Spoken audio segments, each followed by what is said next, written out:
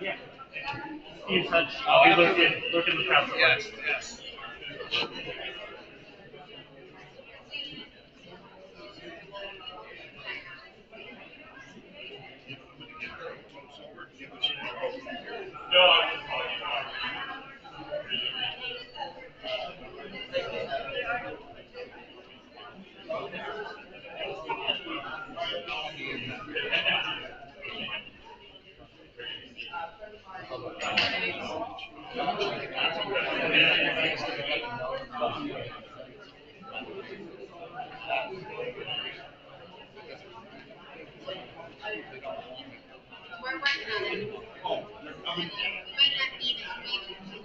Yeah, I think round one. Last roll on that. You do, yeah, just walk through.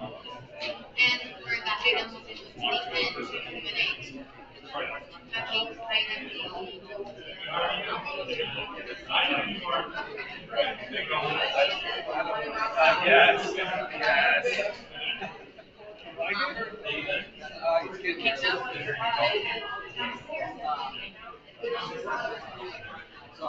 you had to do one.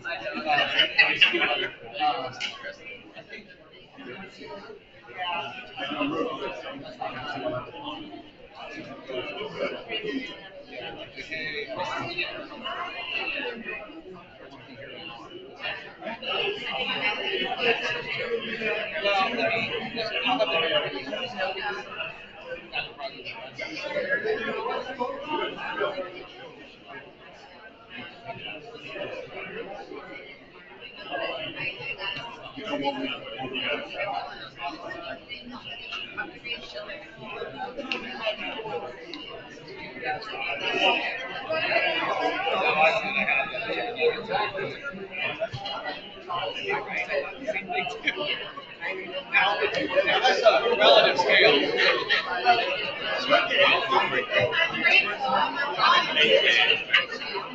Yeah.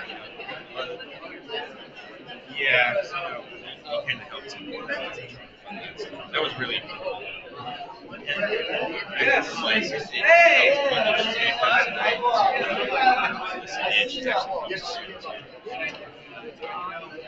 Anyways, I'll be in the audience. I don't know myself, like I need it's on a flat, just slip, rock,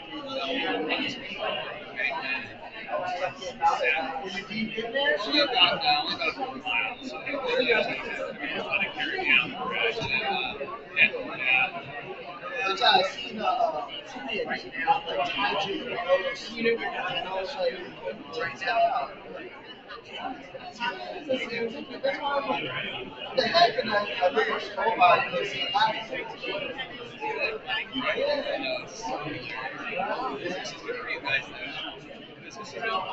Oh yeah, no complaining.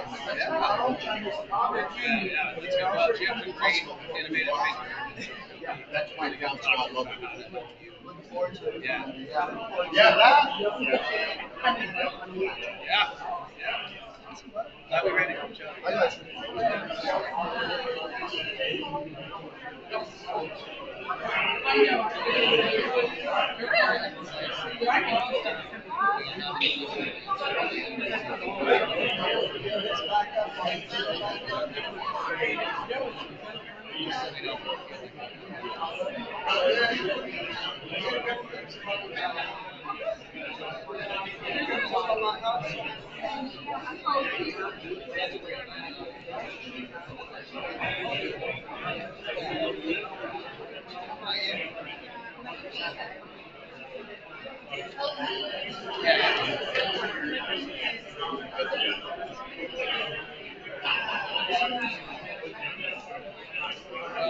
I think that's what they were moving in.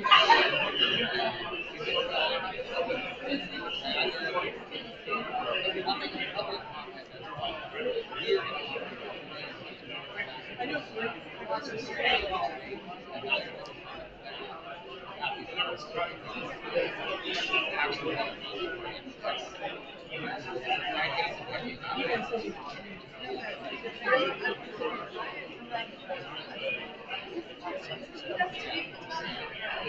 think the state actually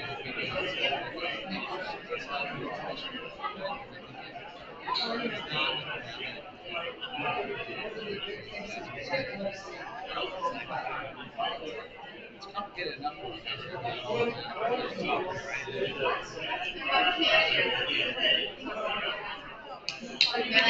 Right there.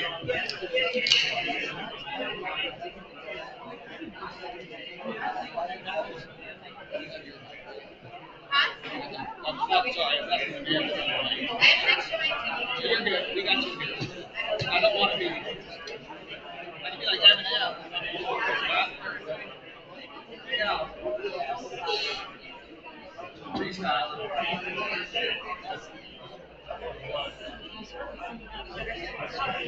Yes. Yes. Yes. Sure, got a few others. Scary juxtaposition. That's how it should be. Like, the epiphanies are nice when they're positive. Okay, this is great.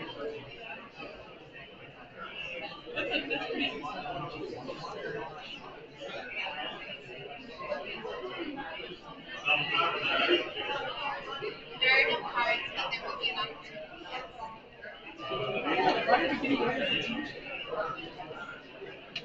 Okay. There you go. You got your own gavel.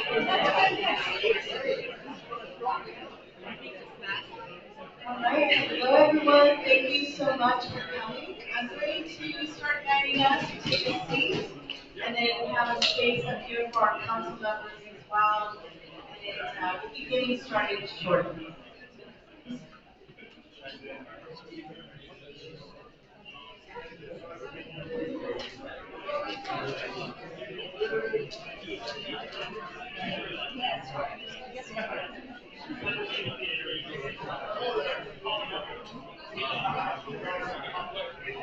Ready for it.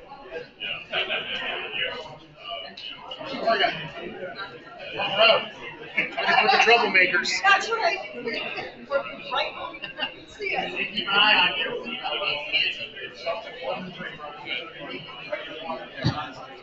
I wish I could wait on it sooner.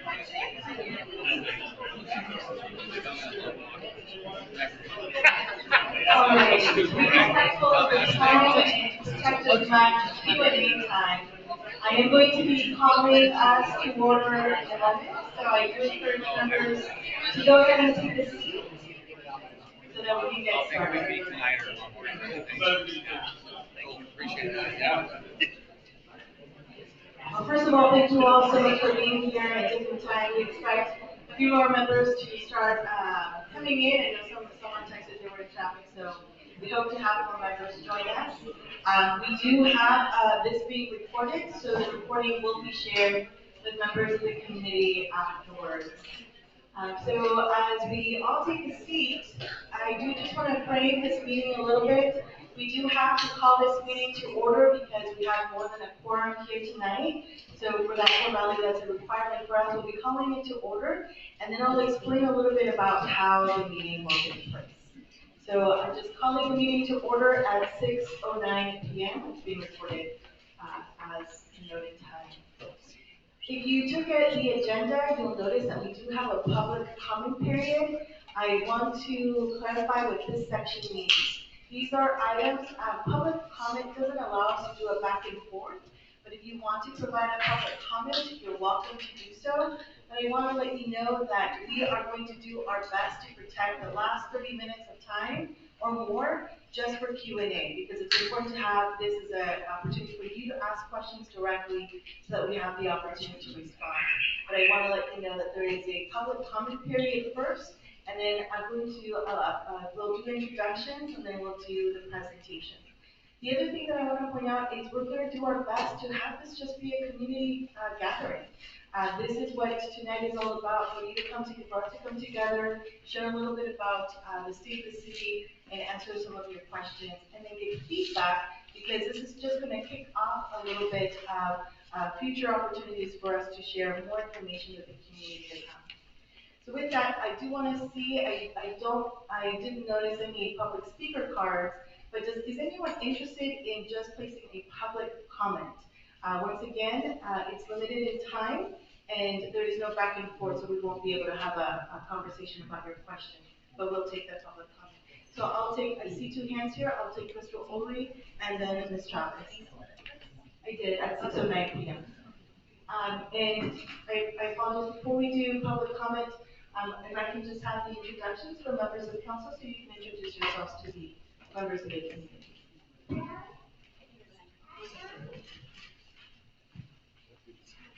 Are you doing introductions? Hold it down for 2 seconds.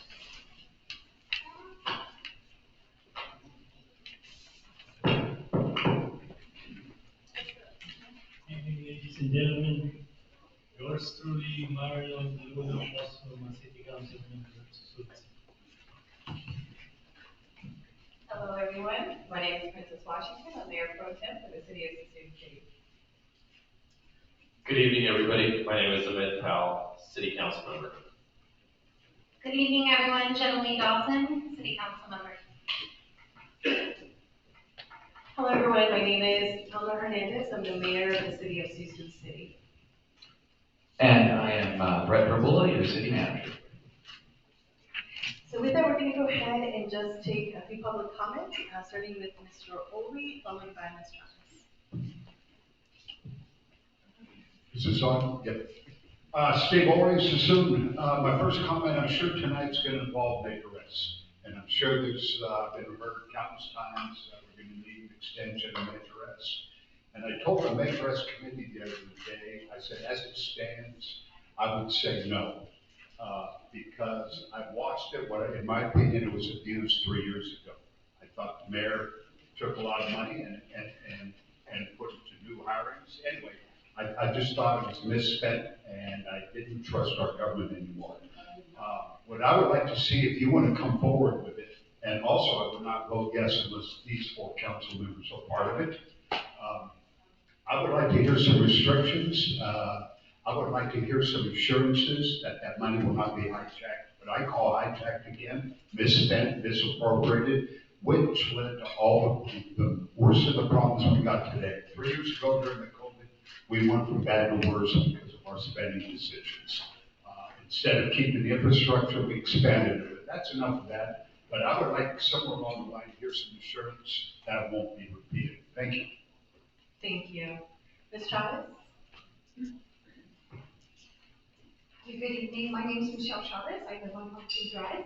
And I just wanted to start off with, I'd like thanking the Suisun Police Department for maintaining our city with the officers and staff available to them. I have looked at the websites like crimegrade.org. Suisun has a D+ overall crime grade. As a city, we are blessed to maintain that rating without becoming worse. I have looked into moving into other cities with D+ ratings, and those cities had more officers while having the same rating. I have a suggestion. Could there be art, children's and adults, and/or in lobbies of City Hall in Joseph Nelson Center to be seen as you walk into either building? Could one of those local historical societies or an entity like the Railroad Museum be invited to have a small display case and a standing photo display like the current one located in one of the corners of City Hall lobby? I then have some questions. I know we can't do back and forth, but I did bring handouts tonight. I had questions about the fire station funding, and that interested me, and considering the increase in population with all the new building that we have here with new apartment buildings and things. Also, I have questions regarding the unhoused and urban campers, but that can be all covered in my hand. Thank you so much. Thank you. And just by raising hands, Ms. Ruth Warney. Good afternoon. My name is Ruth Warren, longtime resident of Suisun City. I spoke to some of the, Oh! I spoke to some of the guests that came to the Measure S meeting yesterday. And it was a very good meeting. I enjoyed talking with them afterwards. And I'll say to everyone here tonight what I said to them. We all need to come together and work together to help our committees, our councils members, our mayor, and our manager. We need to come together and work together. How do we move forward with some of the issues that we watched for years? You know, yeah, there's a lot of things that didn't get done or can be improved. And then people talk about the money that goes to the fire and the police. I will always back my fire and my police. The fire, the police, and the schools are the most important things that people look at when they want to look to come to a city. So I just say to everyone, take that negative energy and let's put it to use and just come together and work together to make our city more people and more pleasing. I'll say this one last time, and I won't say it again because I repeat it all the time. I moved to Solano County, Suisun, in 1962. I'm telling my age. So I've seen it all. I've seen where we were to where we are now. And so if you have any doubts that nothing has been done for Suisun, you're mistaken. I can vouch for that. So let's come together. That's all I'm asking, that we all work together. Thank you so much. We have another public comment here at the beginning, and then we will take about 2 more minutes for public comment, and then we'll transition to the presentation. Good evening, Don Sperry. I live on the north side of Suisun on Railroad Avenue in Blossom, almost as long. Moved here in '79. Been here when the motto was back from the brink. Downtown where City Hall is was oil containers, and it was a disaster. Okay, we can get back there, but my concern right now, my question is, right now on Railroad Avenue, Blossom right now, we've had some questions about what's going on with the money that's coming in from the apartment complexes and Stizzy up there, and I've asked questions. I want to know what's going on with the money that's going up there. I get we've got a plan for it. I can't get answers. I can't figure out what's going on up there. We say the funding, we put restrictions on them, and we don't know what's going on. Those roads up there are falling apart. You've got a 2-lane road. You've got apartment complexes up there that are going in. I don't know if you've seen that now, but that looks like a major complex going in. If you haven't driven by Railroad Avenue, drive by there and take a look. I don't know how fire and police are going to get in and out of there right now.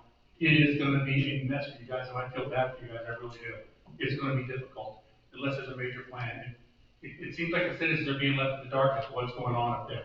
And right now, even though you put the little barriers over there in the corner of it, the trash is being dumped like crazy right now. We appreciate the fence that went up, but it's still being dumped like crazy up there. There's got to be a plan. We would appreciate some input from you guys to tell the citizens what's going on. We're getting nothing. It's kind of like, we're like mushrooms out there. We're being kept in the dark. And I don't know what you can do to help us out, but let us know. And what's going on with the funding for from those projects that's going to be worked on to expand those roads? There's got to be something in place because you've got a 2-lane road. You've got 600-700 apartments going in there. You've got Stizzy. That money from the tax revenue was supposed to be spent on those intersections on that road. If that's not happening, let us know. That money's been diverted. Let us know. Or if it's going to be used there, let us know. Give us a timeline. You've got your number 25 slide here. All major objectives will have a reporting component and identify goals and timelines. I don't think it's we'll taken get to to the that. presentation. So just to guide the public comment, it's for items prior to the presentation. Really great comment, and that is exactly what we're looking for. I have 1 more minute. This is the last public comment before we go into presentation, Mr. George Gwynn, and then we'll do the presentation so we can get to more Q&As if you have back and forth as well. Good evening. Ditto to the previous comments. I think if you guys have a tax measure, it's going to have to be something that's guaranteed the money's going to be spent. So it's have to be a specific tax. Because the last time it was a specific tax, which I was against, and the result came out the way I thought it was. It wasn't used as well as it should have been. So if you don't have a specific tax, don't count on the thing passing this time. That said, I was really involved with some of the things that the fire department wanted this last time. I think the police probably have a better case for getting a little extra money than the fire department does, but I'd like to see the ambulance service be a private thing only. There's plenty of private companies out there, and that would free up resources for the fire department, and they wouldn't need as much money from the public. And also the roads, I keep hearing we're gonna fix the roads and even pass motions to do stuff, and then nothing really much happens to the roads. They just keep going down and down, and it's gonna cost a lot more money to fix them if they ever finally get fixed, and if they don't, that's gonna hurt us as far as getting people to invest there or live there. And it really needs to be where the most critical things are handled first, and there are things that are needs, but they can be let go more than the roads and some of the other things of higher priority. Things really need to be prioritized in the correct manner so that there's not any waste. Things are done most efficiently. And I think it could be done, but with the previous efforts, it certainly wasn't going that way. So I'm hoping with a good city manager now, maybe things will turn around. Thank you. Thank you so much. And we'll go ahead and take the microphone, and then we'll loop back to Q&A for more back and forth conversation. And so as we kick off the state of the city, just to frame us a little bit, once again, these comments that you all heard, I would say we agree that these are the kind of questions that we want to hear about where is Measure S funding going? Are we keeping developments or developers up to and holding to the standards that we expect their investments back into the city to go to? What does the future of funding for Suisun look like? What are other pain points about how do we improve communication and engagement out to the community? All of these things, I would say, we are a council who is here to listen, to take note, and to find ways to continue to improve connection with our community. For tonight, I do want to ask for a little bit of grace in how we engage this evening. And the reason I say that is because if you do not know our city manager, he is officially been with us a little over a month in Suisun City. And in that time, I would say that he has been out there engaging with the community, finding new tools to make sure that we're as transparent as we can be in regards to any questions, having him answer, sharing it by email, sharing by video, posting on social media, and working on a variety of other tools to make sure our finances are cleared out, is something we talked about earlier, so that members can see where the financing is going, holding community coffee chats with residents, and so much more. And this is just the start. This is just the start. For today, what we're doing is just pressing a quick pause button to do a couple of things. Share with you some milestones reached and some highlights, and also just keep it real and have a conversation about where is Suisun at right now, and where are we going in the work ahead. The work ahead that's going to take all of us here on City Council and members of our community to continue to engage with us as we look towards the future of Suisun City. All right. With that, we already introduced ourselves and introduced our City Council. There are two other members that are elected by the community, our City Clerk, Skinner, and our City Treasurer, McMurray.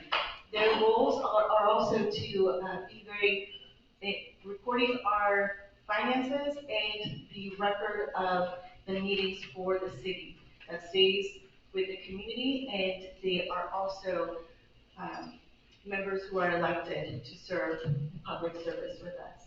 I will turn it over to our city manager to introduce the executive team.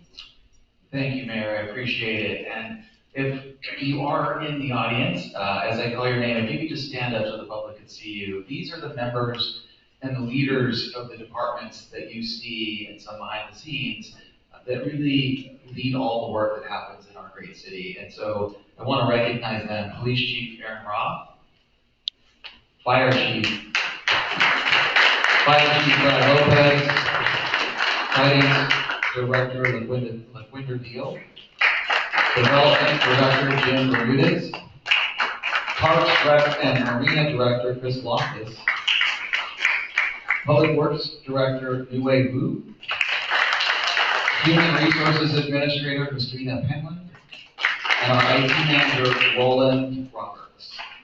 And there are two people that aren't on this list that I want to just recognize tonight because the work they do is so behind the scenes, but so critical to my office's success. And that's Donna Bach, who is your Deputy City Clerk, who does just amazing work for years for the city, and Bianca Vasquez, who's here this evening. And I will tell you, those two, you can have a city manager break his leg and still be okay. If those two individuals were not here for any reason, we would be in a load of trouble, especially my office. They are that important to what they bring on a daily basis. And so we don't often get to showcase those people behind the scenes to you, and so I just wanted to make sure those two individuals specifically we called out this evening. And so I'll turn it back over to you. Oh, actually, no, I'm still going, aren't I? Yes. So tonight we're going to talk a lot about a road to resiliency. And I talked a little bit about this at the Tuesday City Council meeting. And what is a road to resiliency? Well, it really is a multi-stage, multi-year approach to moving the community forward in a way that is more than just enough. It is doing things and making decisions that allow us as a city to move forward in a manner that if we had a blip in a radar due to a recession, or if we had a slight slowdown in our local economy, or if we had any other issue arise, we would be able, both financially and operationally, to be so strong that we would be able to work through it, and we would not end up in these kind of waves of peaks and valleys, but much more of like a rolling hill as we move forward. Much like very good organizations that you see, whether that's Apple or any of those big companies, they become just so resilient and like fortresses to be able to function in any environment. And that's really what the council and I are striving to do moving forward. And the first part of that we're going to talk about this evening is what we have done and some accomplishments along the way. You know, I know everything, you know, is not perfect and it will not always be perfect, but it really is important, as the mayor said, to blend where we're going with what we've done well. And so the part of that you actually heard in one of our public comments this evening is it's really about you and us together, not us versus them. And I know when we're frustrated and when we have difficulties, and we don't agree maybe with decisions that are happening at the city level, it can create this hostile environment or this you know, kind of boxing match publicly of a win versus loss, right? The reality is there is no winners and losers here because we're all striving to make Suisun City a better place for everybody. And have we made, and I said this Tuesday, have we made decisions in the past that have not been the best? Yes. Have we made decisions that have been good? Yes. Have we had opportunity costs where we didn't make decisions that it cost us? Absolutely. I, nor the 5 members of council sitting up here today, cannot change the past. What we can do is learn from it. And I can confidently tell you that the individuals up here have definitely learned what has happened in the past. And we are now trying to turn the page to the next phase of that. And to do that, we really need everybody to come together. Doesn't mean we'll always agree, but we need to try to come and find the common ground together on each issue to move us forward and not point fingers and really say, okay, what is the future? How do we do it better? And what is the plan to ensure that we are that resilient community? And so, as we talk about that road to resiliency, next slide, please. I want you to know that that work has already begun. We're talking about it. We're putting it up there. You're hearing this phrase, road to resiliency, probably for the first or second time. But we have done and begun, and we, I say collectively we, the council, the department heads, the staff that works day to day for this community, the community itself, we have done things to start paving that road. It's not everything. We definitely have a long way to go. But it's important, I think, to identify those areas where we have started that work. And so, next slide, please. So I'll turn it over to the mayor now to talk a little bit about what are some of those accomplishments that have begun paving that road in the most recent past. Thank you. And you'll note that our city manager cannot stand up because he literally has a broken leg that he's resting here. So I also wanted to note that in case you're watching us navigate this differently. But to this slide, this is just a glimpse of some achievements that we have been able to accomplish. What it points to is our staff. I don't know how many of you saw last year, but we're following, we lost 7 officers last year, and we felt it as a community, as a council, and yet this council collectively worked together to create really great labor negotiations and agreements to be able to have a stronger police force, to look for the future. We have already accomplished being able to have enough fire staff by having a second engine to go out and address a lot of the calls that we get in our community. We might be small, but we have quite a few number of calls. So to be able to ensure that we have the fire personnel, that 2 years ago, that specific fire department was hurting. And this meeting was filled with fire staff just simply asking the council at the time, please hear us. We can't do it anymore. We're burning, we're really tired. And so what we've seen is from being active in listening in to the needs of the community and the fires and addressing personnel.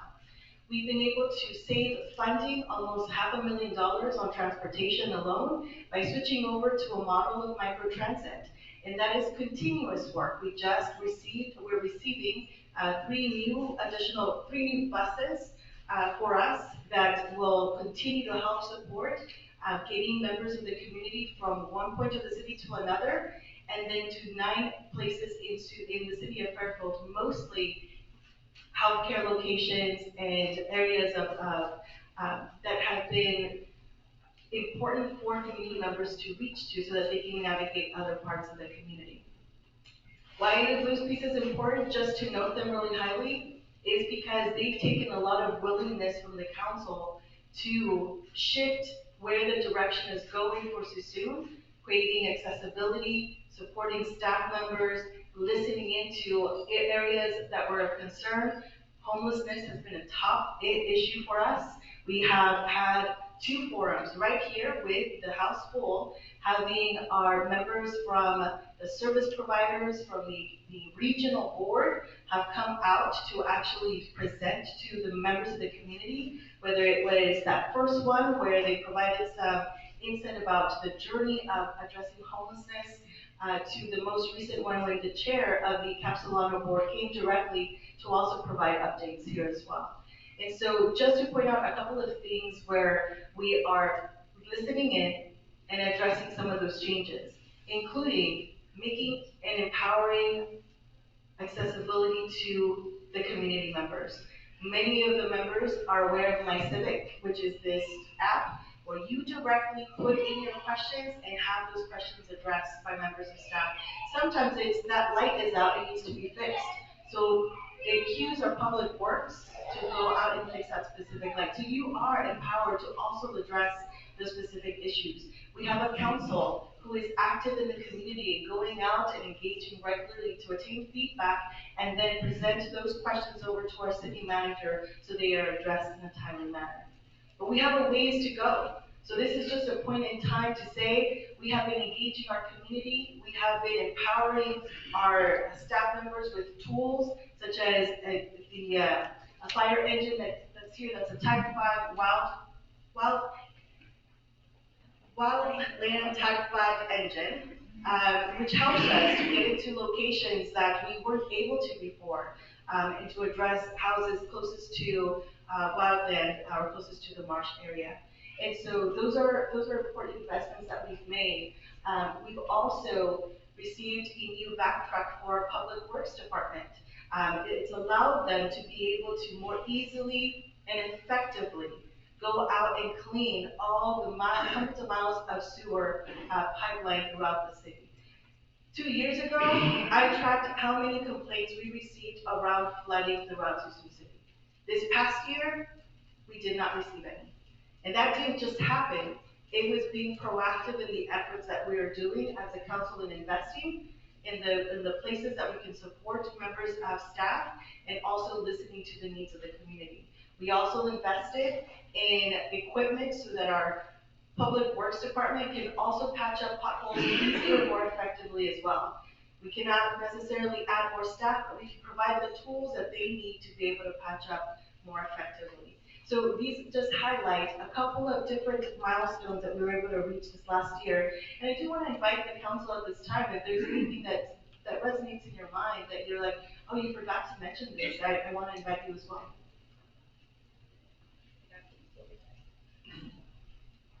I just want to mention that we got a new city manager, and I'm super excited about. So, yeah, I'll justify, said he was gonna take off running, and he definitely came in, started taking off running, and for a couple of weeks, he's gonna be hopping, but we are excited to have you on board, and I think that was a huge accomplishment, for all of us council members as we kind of came into this, just within this last year. And that was definitely a big cultural change, and so we're excited to grow and learn and continue on the road to resilience.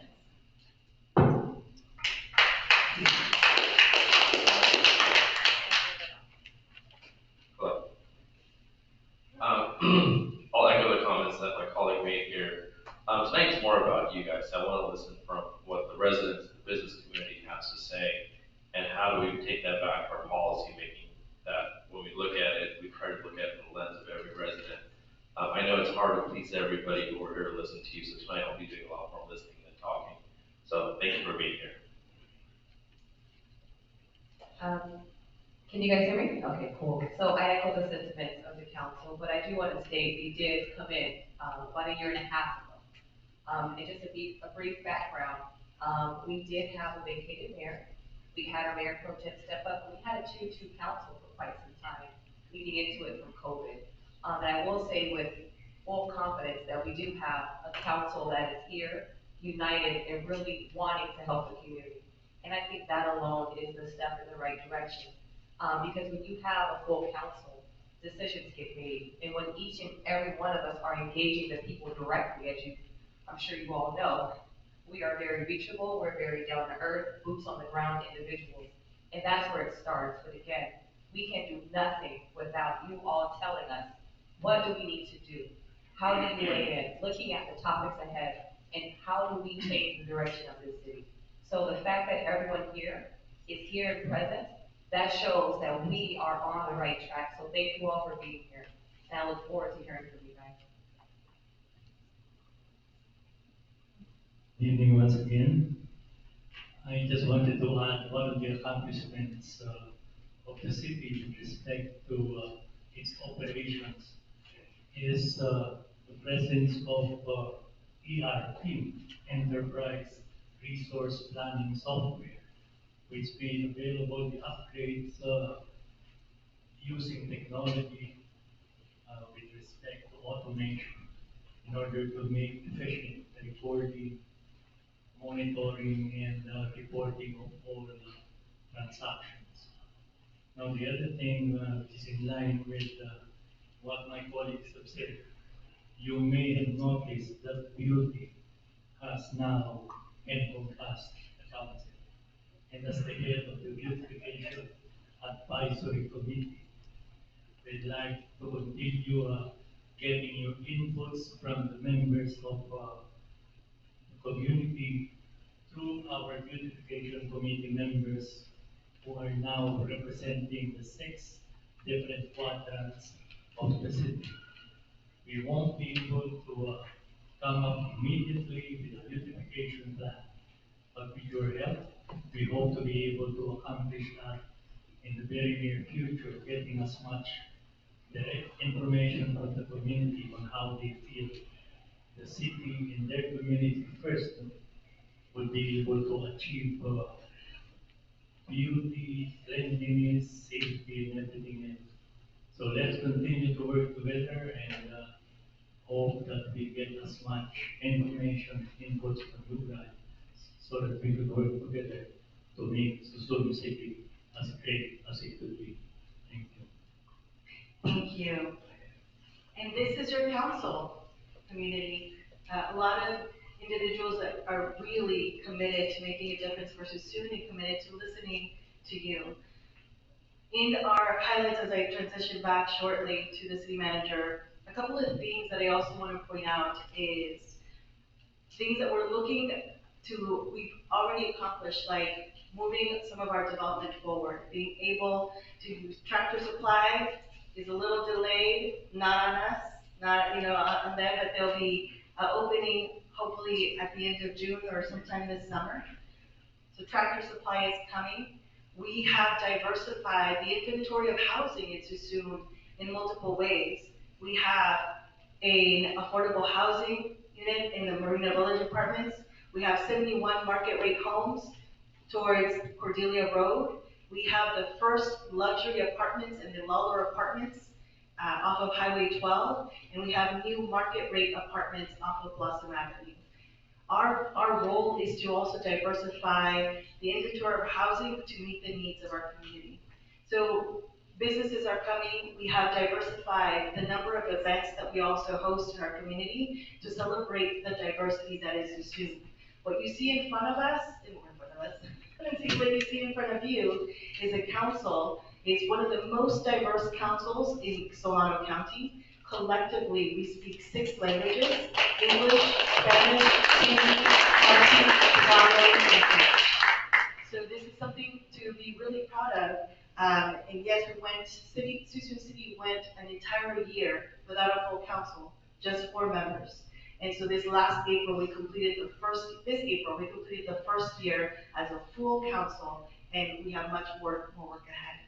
So one of the things that we'll be doing is moving forward, trying to highlight the successes that are happening in Suisun City by a lot of members of staff, our council, collectively with our partner agencies. And we'll be trying to do that more frequently so that we don't wait for a state of the city to say, these are some really great things we've done, but rather that you're hearing it more frequently so that you can see the work that's taking place. So with that, I'm going to actually just transition back to our city manager. Thank you, Mayor. And so, the importance as we talk about a lot of what staff does, and what you'll see from my office in the months and years to come, is really about the work that's going on. I can't tell you how tirelessly all of your departments work to really do some amazing things for the community.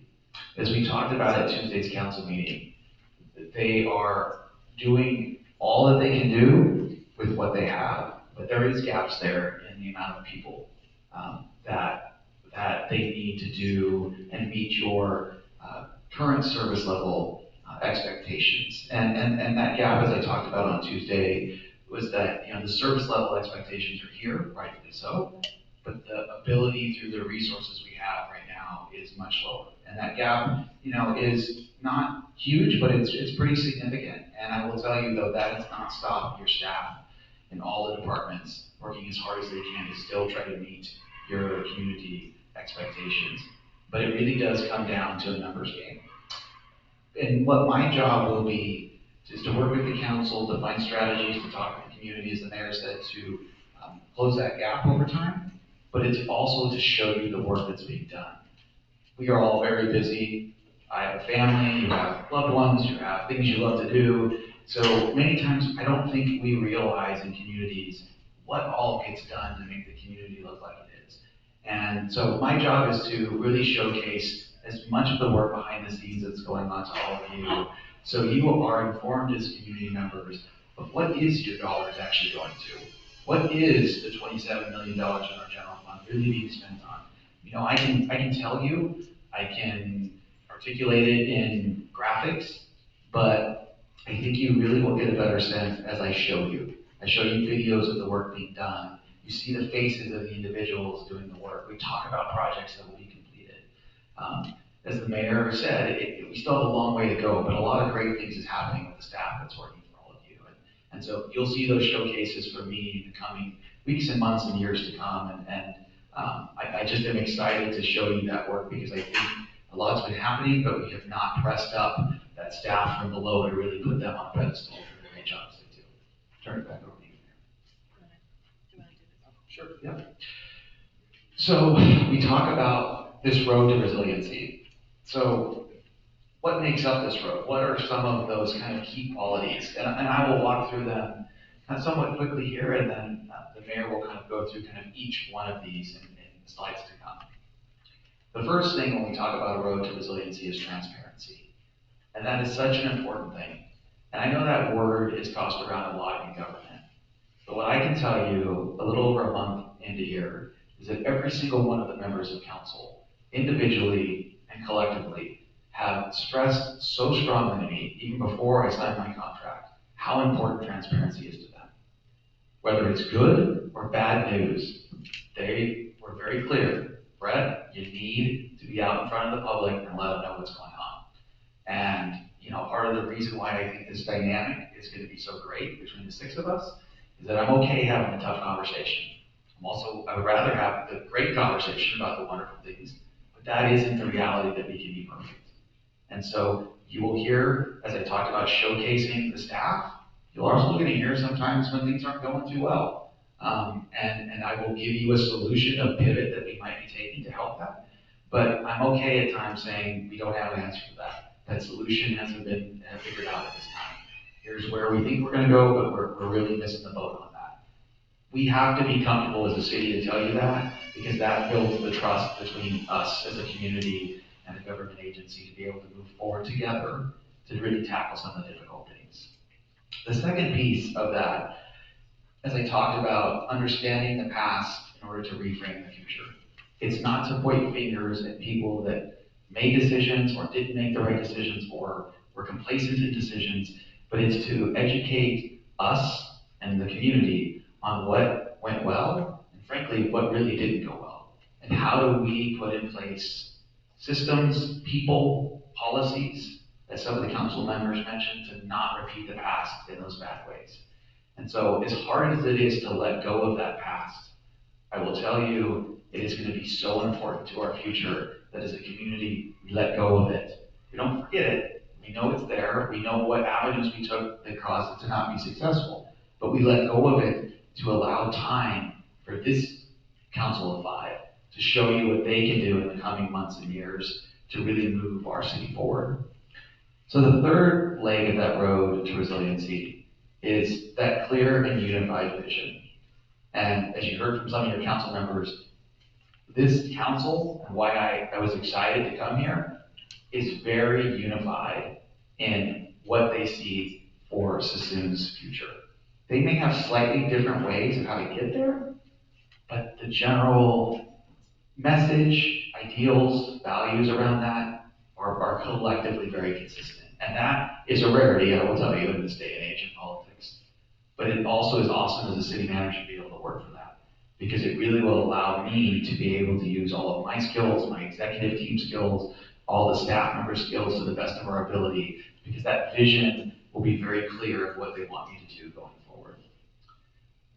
The fourth, which to me is one of the most powerful things that this council is looking at with this road to resiliency, is making decisions for decades, not years.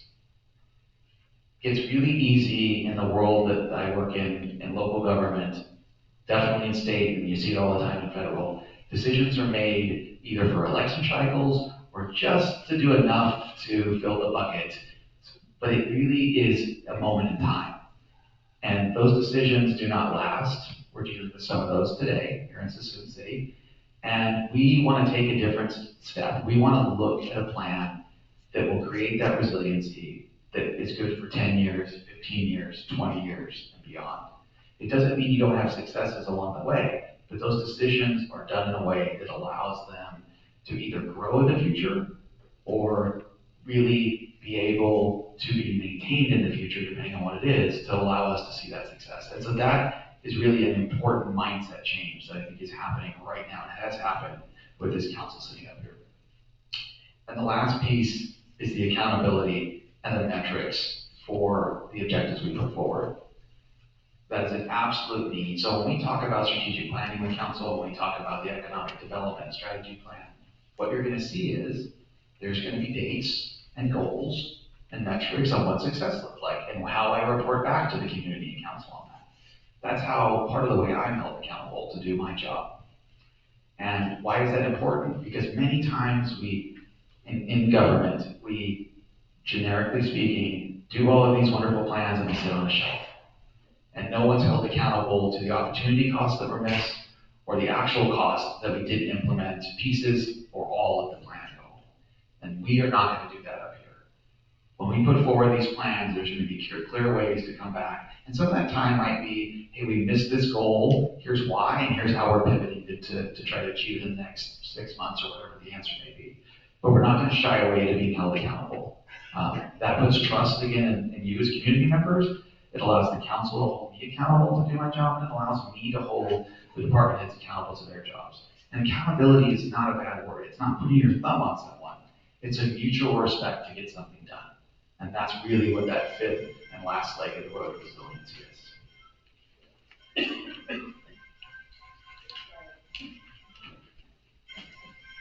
So we're talking about transparency, and the city manager is, known to head here about being accessible to the community, to be accountable to the members of the community. When we talk about transparency, if I were to define it a little, if I would push the definition here a little bit more about what I hear from members of the community, we're also really talking about accessibility and accountability. Accessibility to our city council members, accessibility to our city manager, accessibility to the mayor, and accountability for the results. When we've said we're committing something for a project, to see the results of that. And even one of the things that we have not done successfully, when I look back and reflect on areas that we need to improve, is to tell our story better. When we are facing pain points, we're really stressed out about those pain points, and I realize sometimes our community members may not understand the reason for why those pain points exist in our community, or what areas that we're really trying to improve, or where we're succeeding. Even if it's minimal, you don't really see it, or we're starting to see strides. And that's an area that we are working to continue to improve on.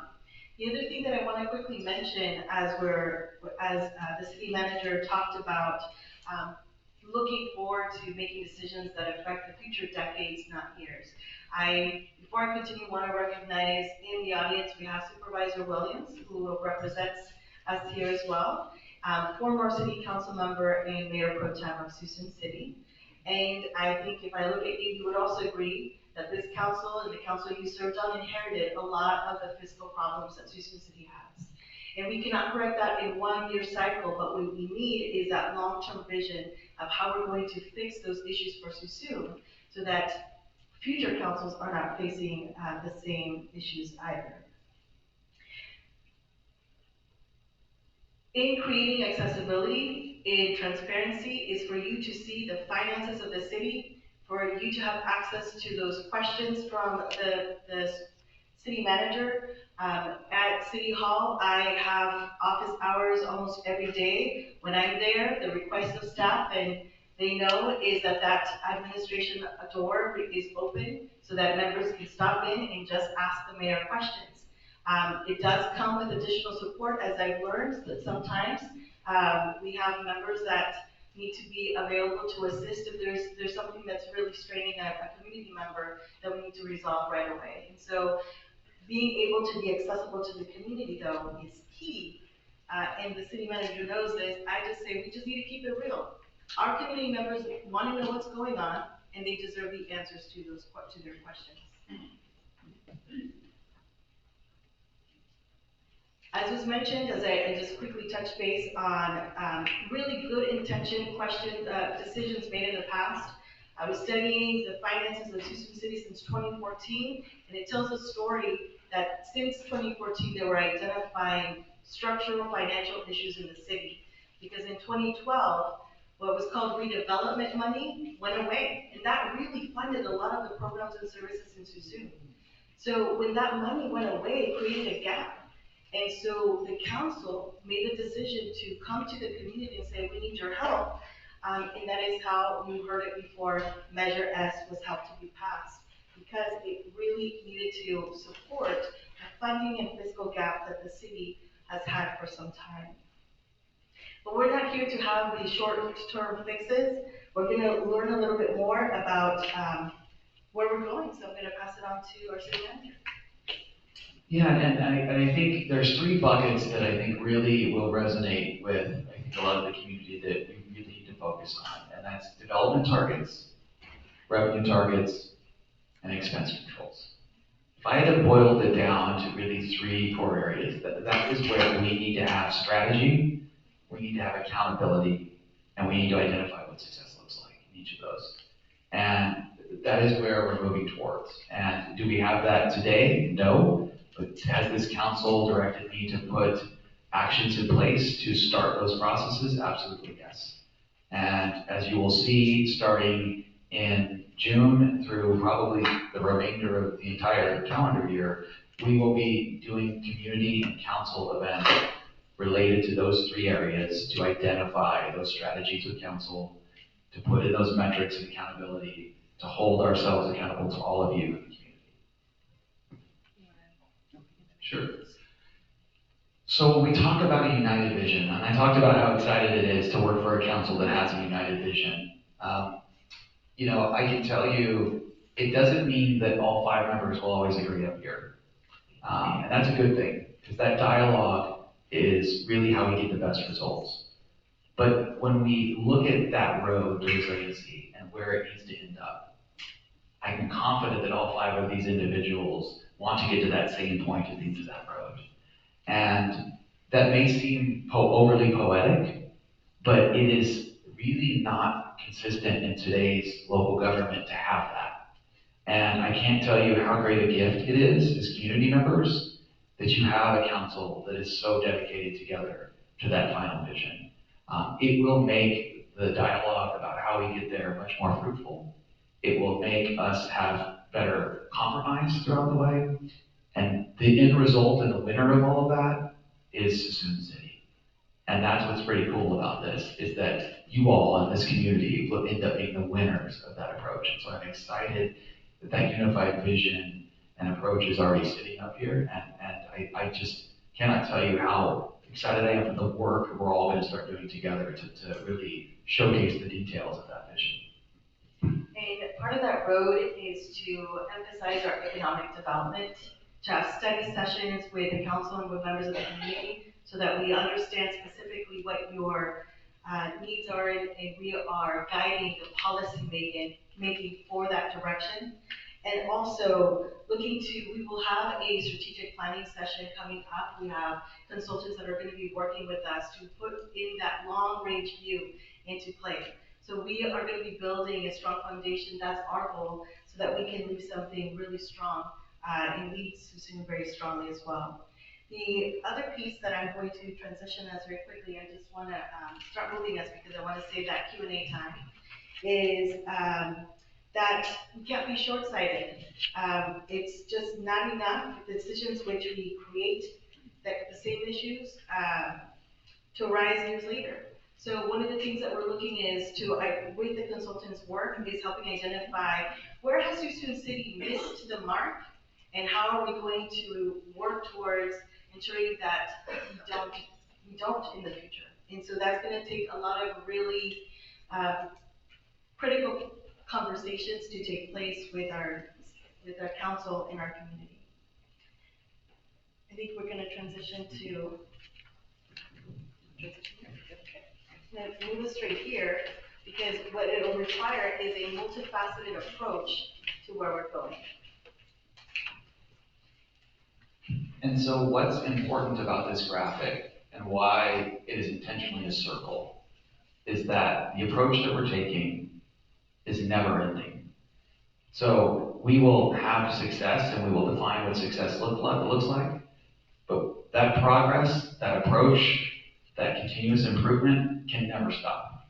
When that happens, ultimately, that's when cities rest on their laurels, and that's when kind of the failure creeps in.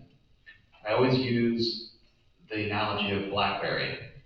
You remember those wonderful phones that many of us in the business world were addicted to using. Couldn't find one now if you looked anywhere else, right? They were top of the world. Why? They stopped innovating, they stopped developing, they stopped looking at that continuous improvement loop. And so as we go to make this road to resiliency, yes, Measure S Plus, this new Measure S we're talking about in November, is going to be important, and it's one piece of it. We have economic development, it's another piece of that. We have to be more efficient in how we do business. We may have to have conversations about things we don't need to do anymore as a city with the community because they're just not as important as they used to be. And we need to be able to communicate all of that with all of you along the way.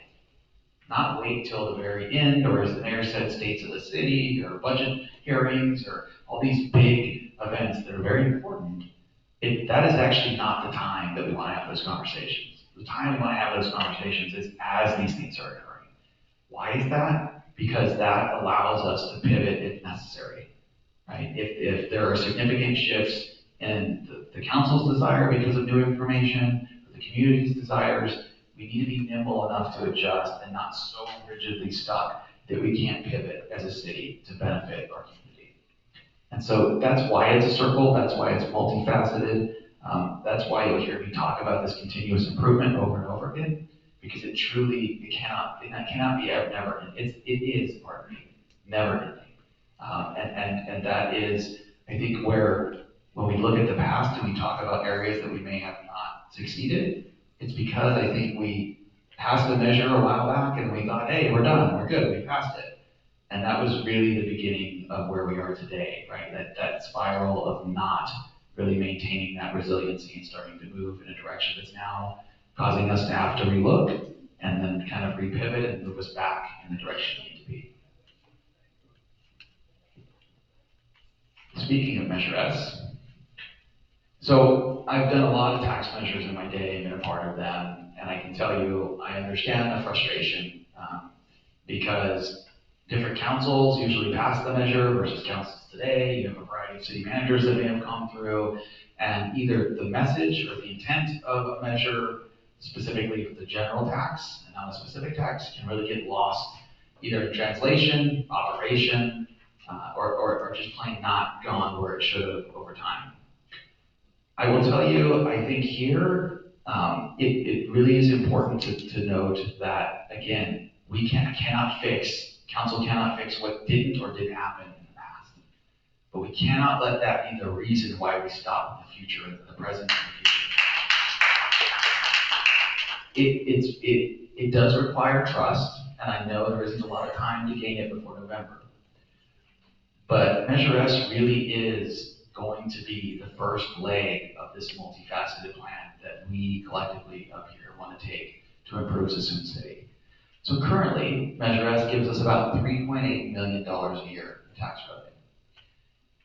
It expires in 2027. Currently, Measure S is 1% on your sales tax bill. So of that 8.38%, 1% of that goes directly back to Suisun. Why is that sentence I just said so important? That 1% Measure S goes directly back to Suisun.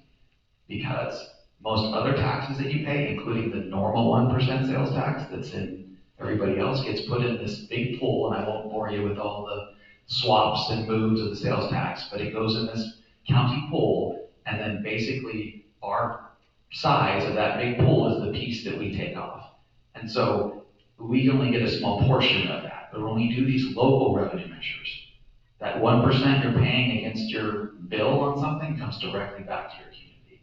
And that's why it's so powerful to do it these ways. Whether you're buying a car, it doesn't matter, that comes directly back to us. So why is that important? Well, currently about 18 staff are funded through that $3.8 million. Most of it in your public safety arena.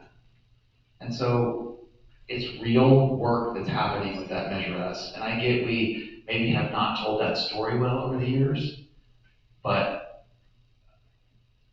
the fire chief said, well, maybe we should have them wear them on t-shirts as they're working so everyone knows that staff person is played by Measure S. And I kidded, I was like, it's funny, but it's also true in the sense, how does the public know, right? Fire is going to save people's lives with EMS or put out fires, And you wouldn't know those people that are doing that, the vast majority of them are paid for out of your Measure S taxes, right? Because we need to tell the story better, as the mayor said. And that's on me and my staff moving forward to do that better. But there are real things happening in your community where that money is being put to work, I can promise you that. And we would do a better job of identifying that, and in the future do a better job of the oversight of that, but it's important to know that real work is really happening with today's Measure S, and I can assure you of that. Next slide, please.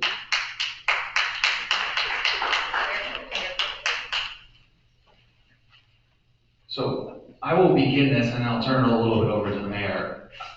Probably my favorite slide out of the whole presentation. And why is that? Because it's a very simple graphic that in my opinion shows a very powerful message. So the circle you see on the far left, the dark green is kind of all the other money that we get in, property tax, the other sales tax, cannabis revenue, a little bit of state money here and there, TOT. And that really funds, a little more than half plus of our operation. And then we have this Measure S green part. And as you can see, current Measure S does a good job of funding the things I told you about, a lot of portions of our public safety world. But you still have this big gap that we need to fill in order to meet, as I talked about in the very beginning, our community expectation of service versus our funding. That white part's the gap I was referring to. So what would happen in November if this community passed Measure S Plus, we'll call it, which would be extending the current 1% and adding another 0.75% sales tax, or another roughly $2.8 million in additional revenue? Well, it would take that bucket a little closer, right? Filling all the hole, but it's still not the be-all end-all, right? It's not that decision, like I talked about, where we can kind of rest on our laurels and not try to continue to improve. It only gets us a lot closer, but not all the way there. It's enhancing the economic development. It's looking at that blend of what housing should be put here to help our income demographic change, to get better commercial development, to enhance our revenue locally. How do we enhance the cannabis revenue that we get in from dispensaries? How do we look at increasing our ability to do events downtown to enhance the foot traffic that comes through? How do we enhance developers to put better restaurants that keep people here longer? How do we work with our hoteliers to make that more of a regional destination for things around the community? How do we figure out the marina? I've had the pleasure of living in a community in Benicia where a marina is front and center, just like it is here, and there's difficulties with marinas throughout the state of California, but it is not lost on us that we need to do something with that. It's not lost on us that can be an amazing gem in a variety of ways if we do that. And it will be part of the strategic planning conversation with council about how and what level of effort do we want to put to figuring out the marina. And that may or may not mean that we are the operators of that. One thing you'll learn of me is that I'm good and okay with the fact that cities are great at doing a lot of things, but we are not built to do certain other things. And it's important we identify what we're really good at and what we're not. And when we're not good at something, it doesn't mean we don't do it. It means we caretaker it to someone else in the world and create a public-private partnership that allows it to happen better. And so much more will happen on the marina, but those are the types of other things that need to happen, that last circle up there, to try to fill that gap, to then make us financially resilient moving forward. And so it isn't just a thing, it isn't just Measure S plus. It's Measure S plus something else, plus something else, plus something else along the way. And that's this multifaceted path to resiliency that I'm talking about. And Measure S does have a story, and one that Suisun City has not been very strong at telling. We, the community members, and many of us living here in 2016, voted for Measure S at the end of 2016. Then for the next few years, 2017 through 2019, the tax dollars were being collected, but they're not necessarily implemented just yet. And 2020 happened, and the city had declared a financial crisis at that time during COVID. It was the Measure S funding that supported funding personnel and funding the operations and programs for the city that applied to the Measure S, many of the recommendations coming from the Oversight Committee of Measure S. Measure S has a committee made up of our own residents that oversees the spending of that measure. So that's 2020 in the state of emergency. And then through 21 to now, all the votes on record for the funding for Measure S have all been to approve public safety personnel. That is where our funding is currently going. Now, the way that we've been able to address a lot of other pieces that we also want to see fixed in our community, like roads, structures, the beautification of our community. We have some amazing team members here that have gone to bat on a lot of grant writing, and we have really great partners like the Solano Transportation Authority who have supported our ability to bring in millions of dollars to go and fix some of those areas. Most recently, like the Slurry Seal Project, which is repaving some of the roads. You'll see it in downtown, much of the downtown community and other areas. A funding gap to support the sidewalks around Crystal Middle School, for example. That's all funding from other places. The beautification of Highway 12, all that entire median, that's over $2 million that we received from state, from Caltrans specifically. And so we were been able to successfully go, look, Measure S can only be used in this way. So let's prioritize how we can use it to the best benefit of the community, our public service departments. But we still have to go fix these other things. So where do we go find other funding sources? So that's where our staff has been really concentrating in identifying other ways to find sources of funding to support those efforts. Today, at 11 a.m., many of us gathered to do a ribbon cutting for the McCoy Creek Trail, Phase 2, which connects part of the community from Blossom Avenue all the way to Pintail near the fire station. First time in the history of Suisun that members from one community to the other can just bicycle, jog, or walk all the way through that part of town. That didn't exist before. There was millions of dollars for that project, thanks to other funding sources. So as we tell the story, we need to do a better job of helping our community understand, okay, how has Measure S funding been appropriated and how is it being used? And then how are we still fixing other areas? Because we still have a journey to go. So what we've been doing, really it's this slide, it's bridging the financial gap by using Measure S funding to help with specific areas that the city needs to be supported on, while we also find other funding sources to support other areas. Now, I'll pass it over to the city manager. Yep, and I have a real life example of this, and this is where the November Measure S vote becomes so important. It's one of the legs, right, of this multifaceted plan to buy us time, as the mayor said, for all these other bigger, longer term things to come to fruition. And it really is bridge financing to give us time. And you heard me on Tuesday, if you listened in, our current budget that we're gonna move to June budget hearings is I'm recommending use of $2 million of our reserve. And that's about 40% of our total reserve, which I know can make many people, maybe think I'm crazy, but I can tell you it's very intentional. And the reason it's very intentional is, if I were to cut $2 million worth of expenses today from our budget, that would be cutting bones and limbs off the body. And that wouldn't just be a little bit here, a little bit there. I would be structurally changing the fundamental way we deliver service in Suisun City. And I would hate to do that today and then have Measure S passed in November, because bringing that back after I would do that is probably a 5 to 10 year lag, because we have set a tone culturally with employees in this arena that A, aren't here anymore, and B, we would lose the trust of people wanting to come here because we decimated it so greatly.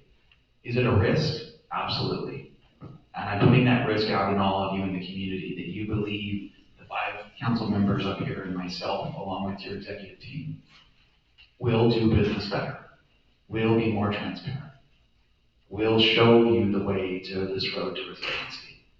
And for me, it's important because in Benicia, as the finance director there, I did the exact same strategy. We had to bridge bigger budget, $50-some million general fund. We had to bridge $6 to $8 million in use of reserves, which is about 30% of our reserves at that time, for the same type of tax measure that they just passed at 75% in the city, which where I still live, for the same reasons. They needed to bridge to be able to trust the community, to then be able to implement other things around development and other strategies they have to build this kind of resiliency as well. And that real life example told me that if you are transparent and open with the community about why you're doing it, how you're going to do business differently, that trust will end up in a positive result. And that's what I'm doing here, because I don't want to decimate service delivery preemptively without at least allowing the community to tell me if they want to go on this journey with me or not, and the council or not. And it's important that I buy time for that conversation and that vote to happen in November. So if you wonder why I recommended that $2 million, and will recommend in June, that $2 million use reserve, that is the exact reason why. And then putting my faith in all of you that you see that the vision will be different, the actions will be different, and that we will put to use the time that you're going to give us to be able to do these much bigger economic development and other things to keep this city vibrant and amazing over the next 10 to 20 years.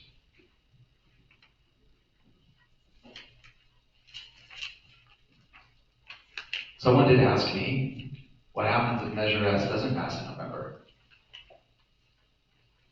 Current Measure S, the 1%, expires in 27.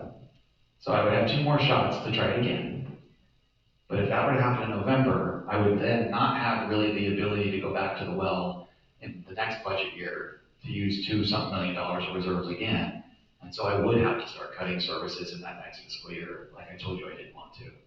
And so what would happen is the ultimate thing that I didn't want to do, I would have to do, while still trying to pass that vote that if it ultimately got passed before Measure S declined, we would still be in this very difficult cycle of trying to bring it back. And the secondary piece of that is, well, what if Measure S never gets passed again? Well, then the service lever cut is even deeper than the $2 million I talked about, because $3.8 million on top of the $2 million use of reserves wouldn't be coming back into the community. And that is a conversation that I don't really want to get into detail today, because it would really be an analysis of what are we maintaining as a city, and what are we truly not doing department by department level. And it would be probably put us back decades in this community of what we want to be.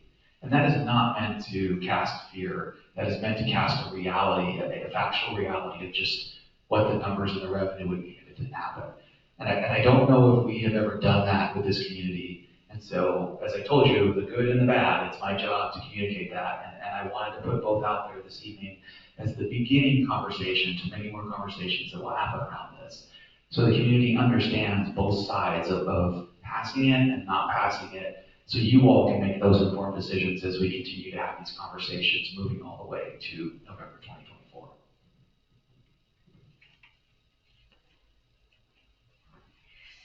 One of the things when we talk about the financial gap, how would we feel it in the community?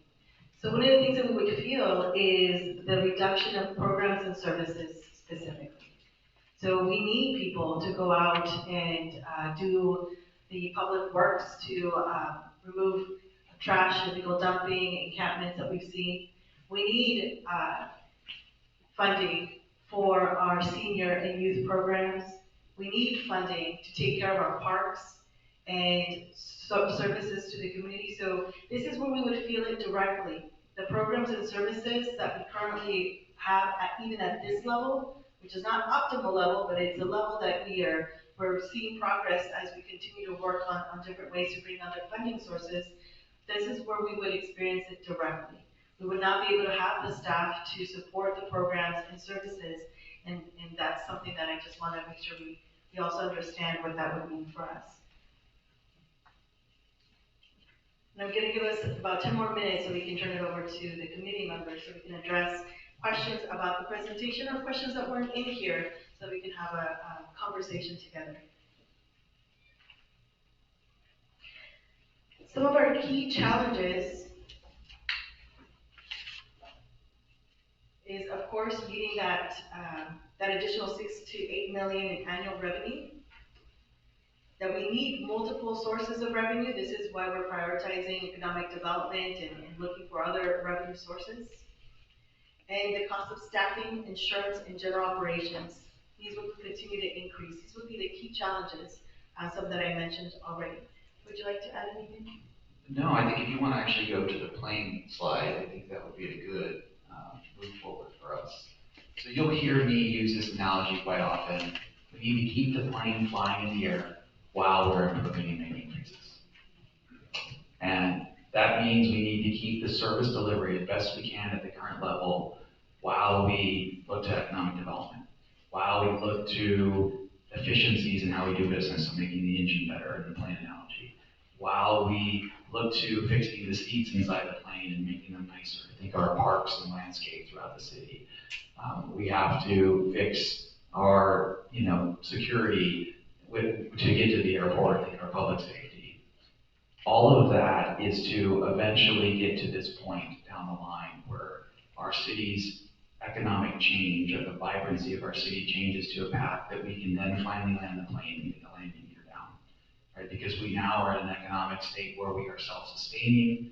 We don't feel like we have to go back out to you for future tax measures. We've reached a point of resiliency to move us forward where we can really enjoy our city. But along that path, as we're flying that plane, we may have to pivot, like I talked to you about. So we will talk about strategic planning, economic strategies, and as we put them forward, part of the reason why we need to talk to you along the way is that we really got to make sure it continues to be the right path. And if it's not, we have to be strong enough as a council and a city manager to say, wait a minute, something's not going how we thought it was. We may need to pivot to do it better, and not just go down a path because that's the path we chose, and it might look bad if we adjust along the way. Ego cannot be a part of the decision-making process for us.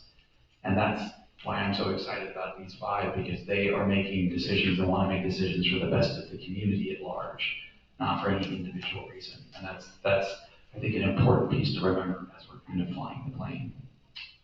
Next slide.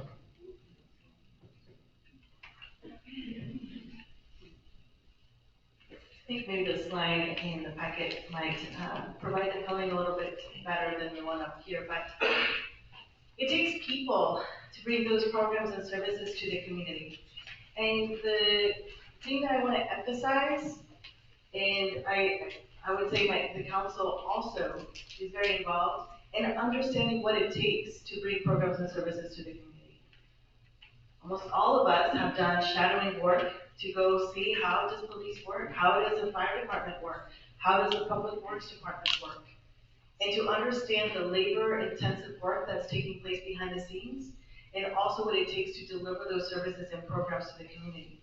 The one thing that I wanted to point out about this particular slide is that those 2 first columns, they represent what Suisun City currently can afford in staffing levels for the city and the community.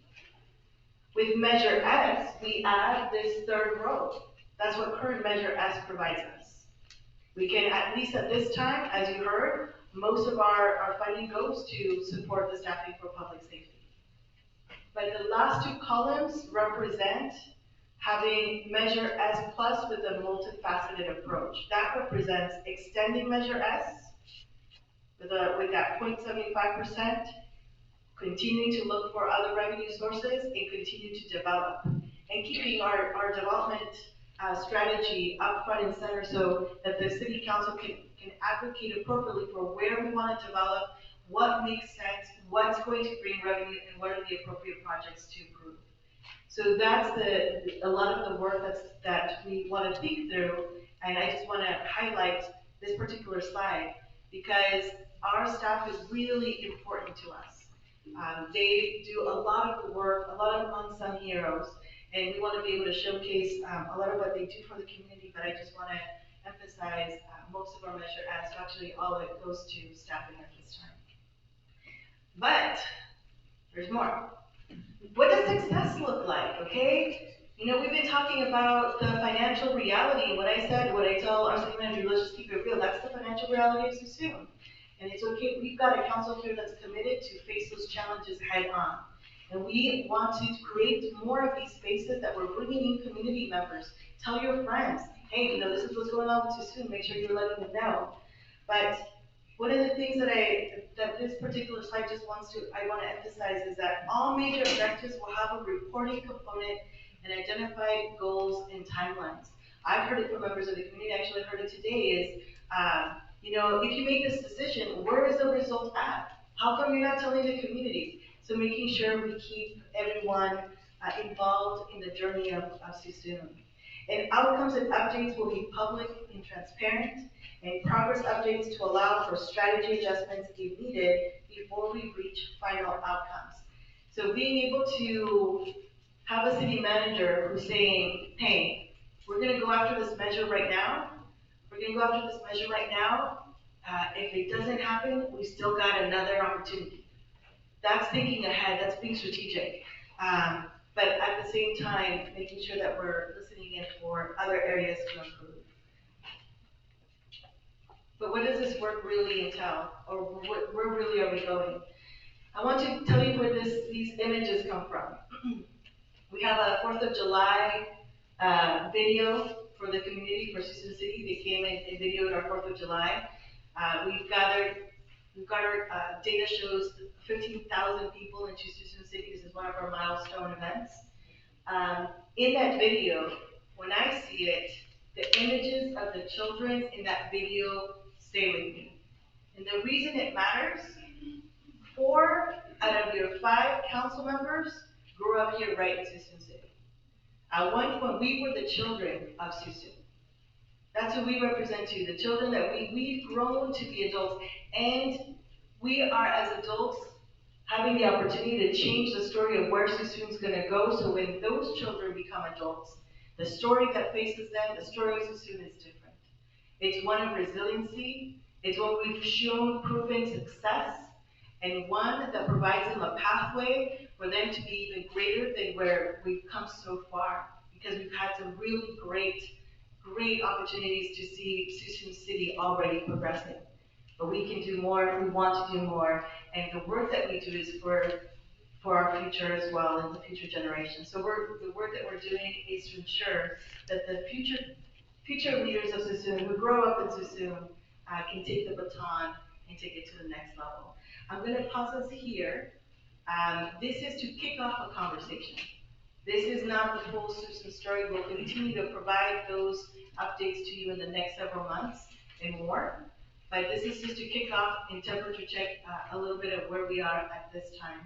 I do see that we have microphones available. So if anybody has a question, this is where we can now talk back and forth a little bit.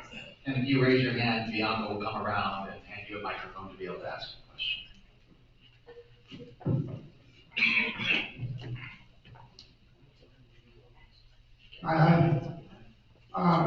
My question, I'm William Hampton from Suisun City.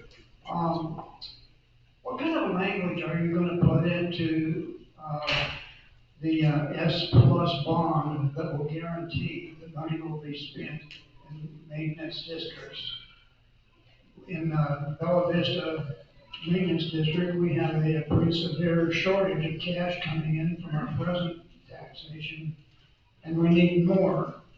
But how are we going to be confident in this money was going to fill our gap on an ongoing basis until we have to wait 10 years to redo it again? That's a really great question. I'll kick off the answer and then hand it off. Because I want to help members of the community understand 2 different things. The Measure S is a general tax that has various listing of items that it can apply to. The lighting and landscaping districts, or the MAC districts, those are a tax specific for that location of Suisun City. And what we've seen, the data presented in the mid-90s and early 2000s, these were incorporated, and this is where the assessment, so it's an assessment to that location, to those homes, where those tax dollars go to fix the streets in that area, or the maintenance, the lighting, and the landscaping. but some of those do not have what's called an inflator. So the taxes in those districts that don't have an inflator are still paying the taxes from the mid-90s and early 2000s. So they're not paying, it didn't go along with the tax current rate. And that's where we see the differences in Suisun. If you drive around Suisun, you'll see lighting and landscaping districts that the rate increase over time as the cost to maintain, cost of water, cost of labor, cost of energy for the light, as those increase, that tax increase too. And then you see the ones that tax didn't increase. So you see it. You see the grass is not as, there's not enough water in those locations, the maintenance isn't there. What Suisun is doing is they have prioritized in how we try our best with the staff that we have to go and address those issues, even if the funding isn't there, but the lack of funding is part of those stories. I just want to paint a picture of there are two tax structures for this. With that, I'm going to hand off the language question for Measure S over to our city manager. So we will work with the council on, I think, language that generally happens with these types of measures. What I think is more important and maybe more meaningful to the oversight is the council has asked me to bring the Measure S committee up to them in a very soon June or July council meeting to talk about how we can essentially refocus the Measure S subcommittee to be more involved in the process with Measure S Plus, more involved in what that oversight would look like, more involved in what that potential language could be, and just more involved in the sense of ensuring that generally what we think it should go to is where it will be. And so I think that's a great first step from your council to be confident enough to do that. In regards to the landscape lighting districts and the MAC districts, that is on the list of things, much like the marina, that we need to address separate and distinct from Measure S. There are a variety of strategies. One I've talked about is looking at a more holistic citywide LLD, and we are going to take a few strategies to the community at large and talk about what that means for, if we were to have a citywide versus area-wide, how much money do we really need to operate them in certain ways, and then also start community conversations with each area about what level do you really want it to be at. I think many times parks were built many years ago.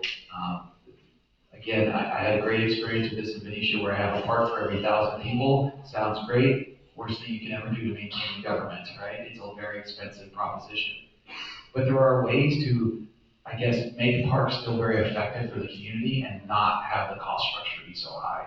And so really having those conversations with those pockets of the community where these lighting and landscape districts are not funded well is going to be part of the dialogue in the months and years to come.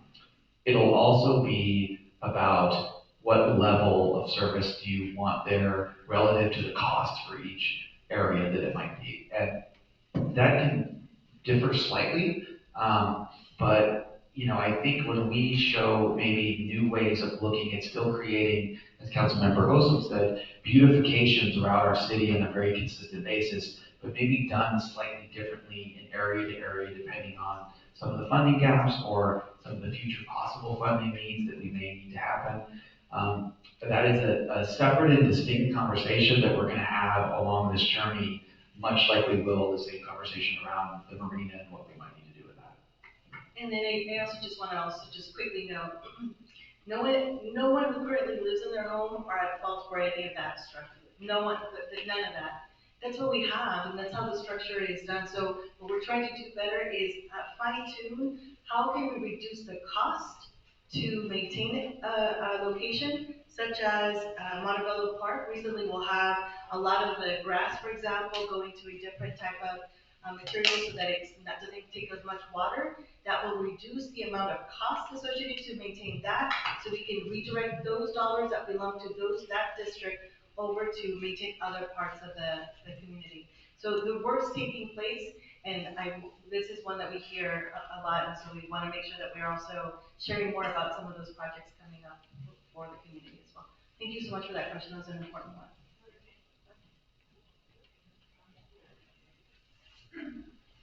I just wanted to ask about something that you kind of covered on. You said that the public safety, I think, is covered through the Measure S.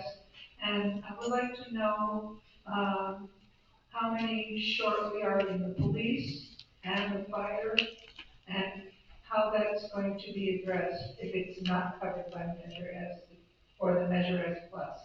So the police and the fire, what are we short? I'm going to go off memory here, so police chief, feel free to raise your hand and tell me I'm wrong. I believe we are approximately 7 officers short in the police department. The idea is you want 1 officer for every 1,000 residents, and I think we have 26 now, and we really should be at 30, but really to do homeless outreach and have a little bit more clarity on traffic, we probably should be closer to 32. And so we're, I think, 7 roughly officers light from PD. And then fire, the fire chief did a great job on Tuesday, and I really recommend everybody looking online at that presentation and watching the council meeting, because each department head came up and talked about their current structure and really what is the optimum structure to do really strong service, meeting that demand, that current demand, what they need and what that gap is. And in fire, and I will probably butcher this technically, but essentially we need 3 individuals for every engine that we have. And so I believe we're probably 6 to 8 people short. I look at chief if I'm in fire at various positions, also to make that kind of to industry standards and meet the community expectation. And so you can imagine that's not a little amount of money. And so Measure S Plus may allow us to sprinkle pieces of that in, but as I talked about on Tuesday, we have to be careful on what we add because there are adjacencies to different positions. So in the case of public safety, very much adding 1 officer or 1 firefighter can help, but it also may not help at all because of the way their shift structure and their safety structures of their posts work through day to day in their shifts. And so maybe you have to add 2 at a time, or you have to add, it's a different structure than just adding someone to a landscape crew where that extra work can just be 1 body because that's helping you. It's a little different conversation. And so when we talk about Measure S Plus passing and any additional revenue we would have to add these positions, it's really where strategically are we going to get the most value relative to the objectives of the council. And so that's why when the mayor talked about it's not just Measure S Plus, but it's the other things we need to do economically to add in additional revenue. That's really where we have to go to be able to kind of bring in batches of these staffing increases to enhance service level, because the gap, isn't just 1 or 2. It's really, as I just told you, significant both in police and fire to meet the service demand and expectation of the community. Is the multifaceted includes what? Well, it starts with Measure S Plus.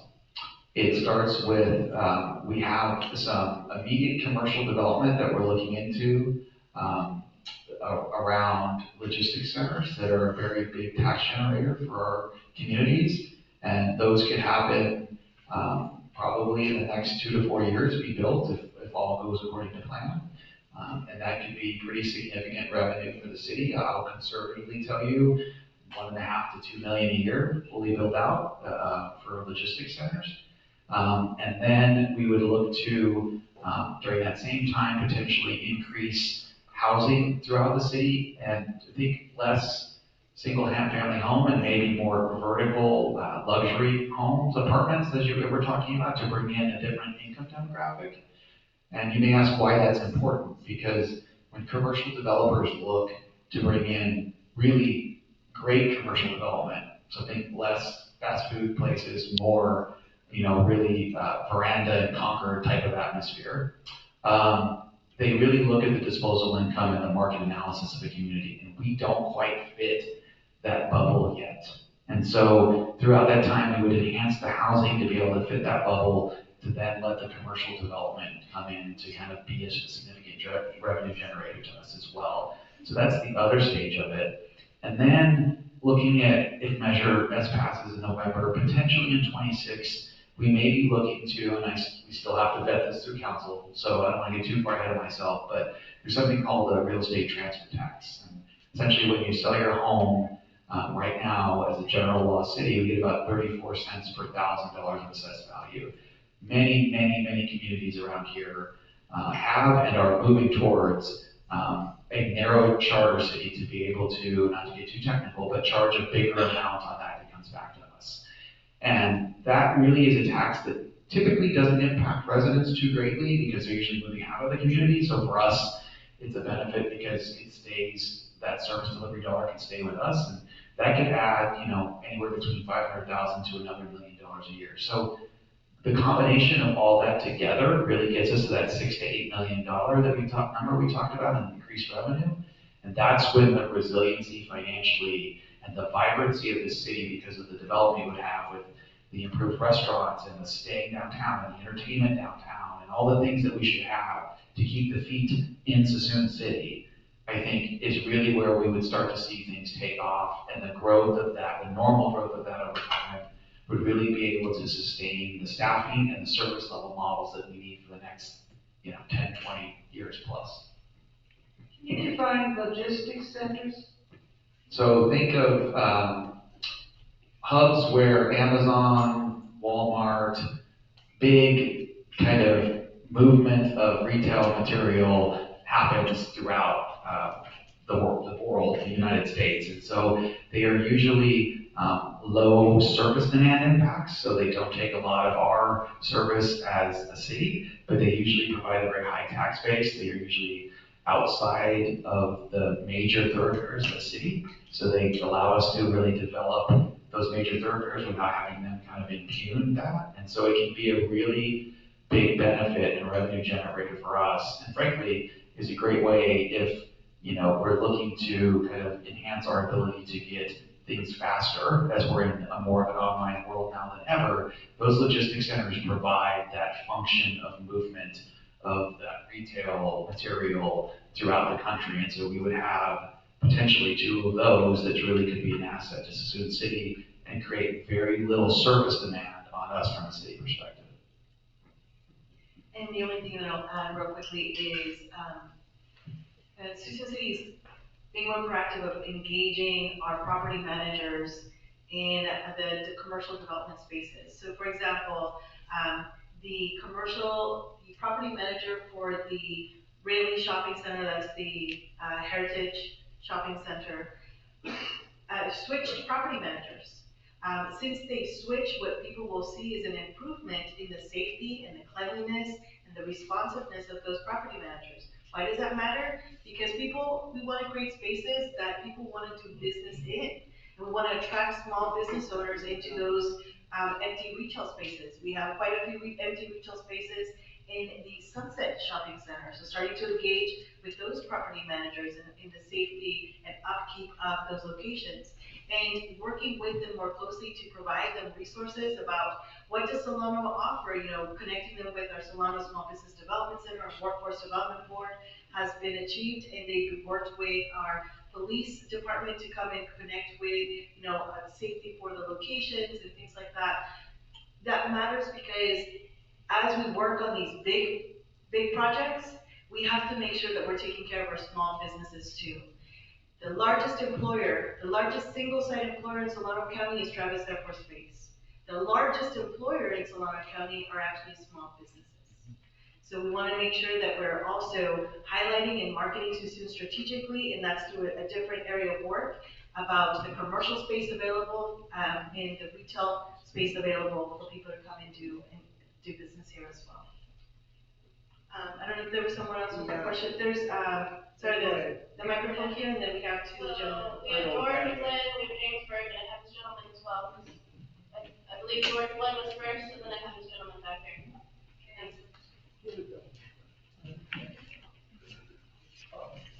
Good evening again. Mayor, you mentioned that Highway 12 was redundant. I agree that's fine, but that's a state budget and it's not Suisun's budget. I know there was an attempt to get some work done not too long ago from locally to the city. Works Director and good staff to Public Works.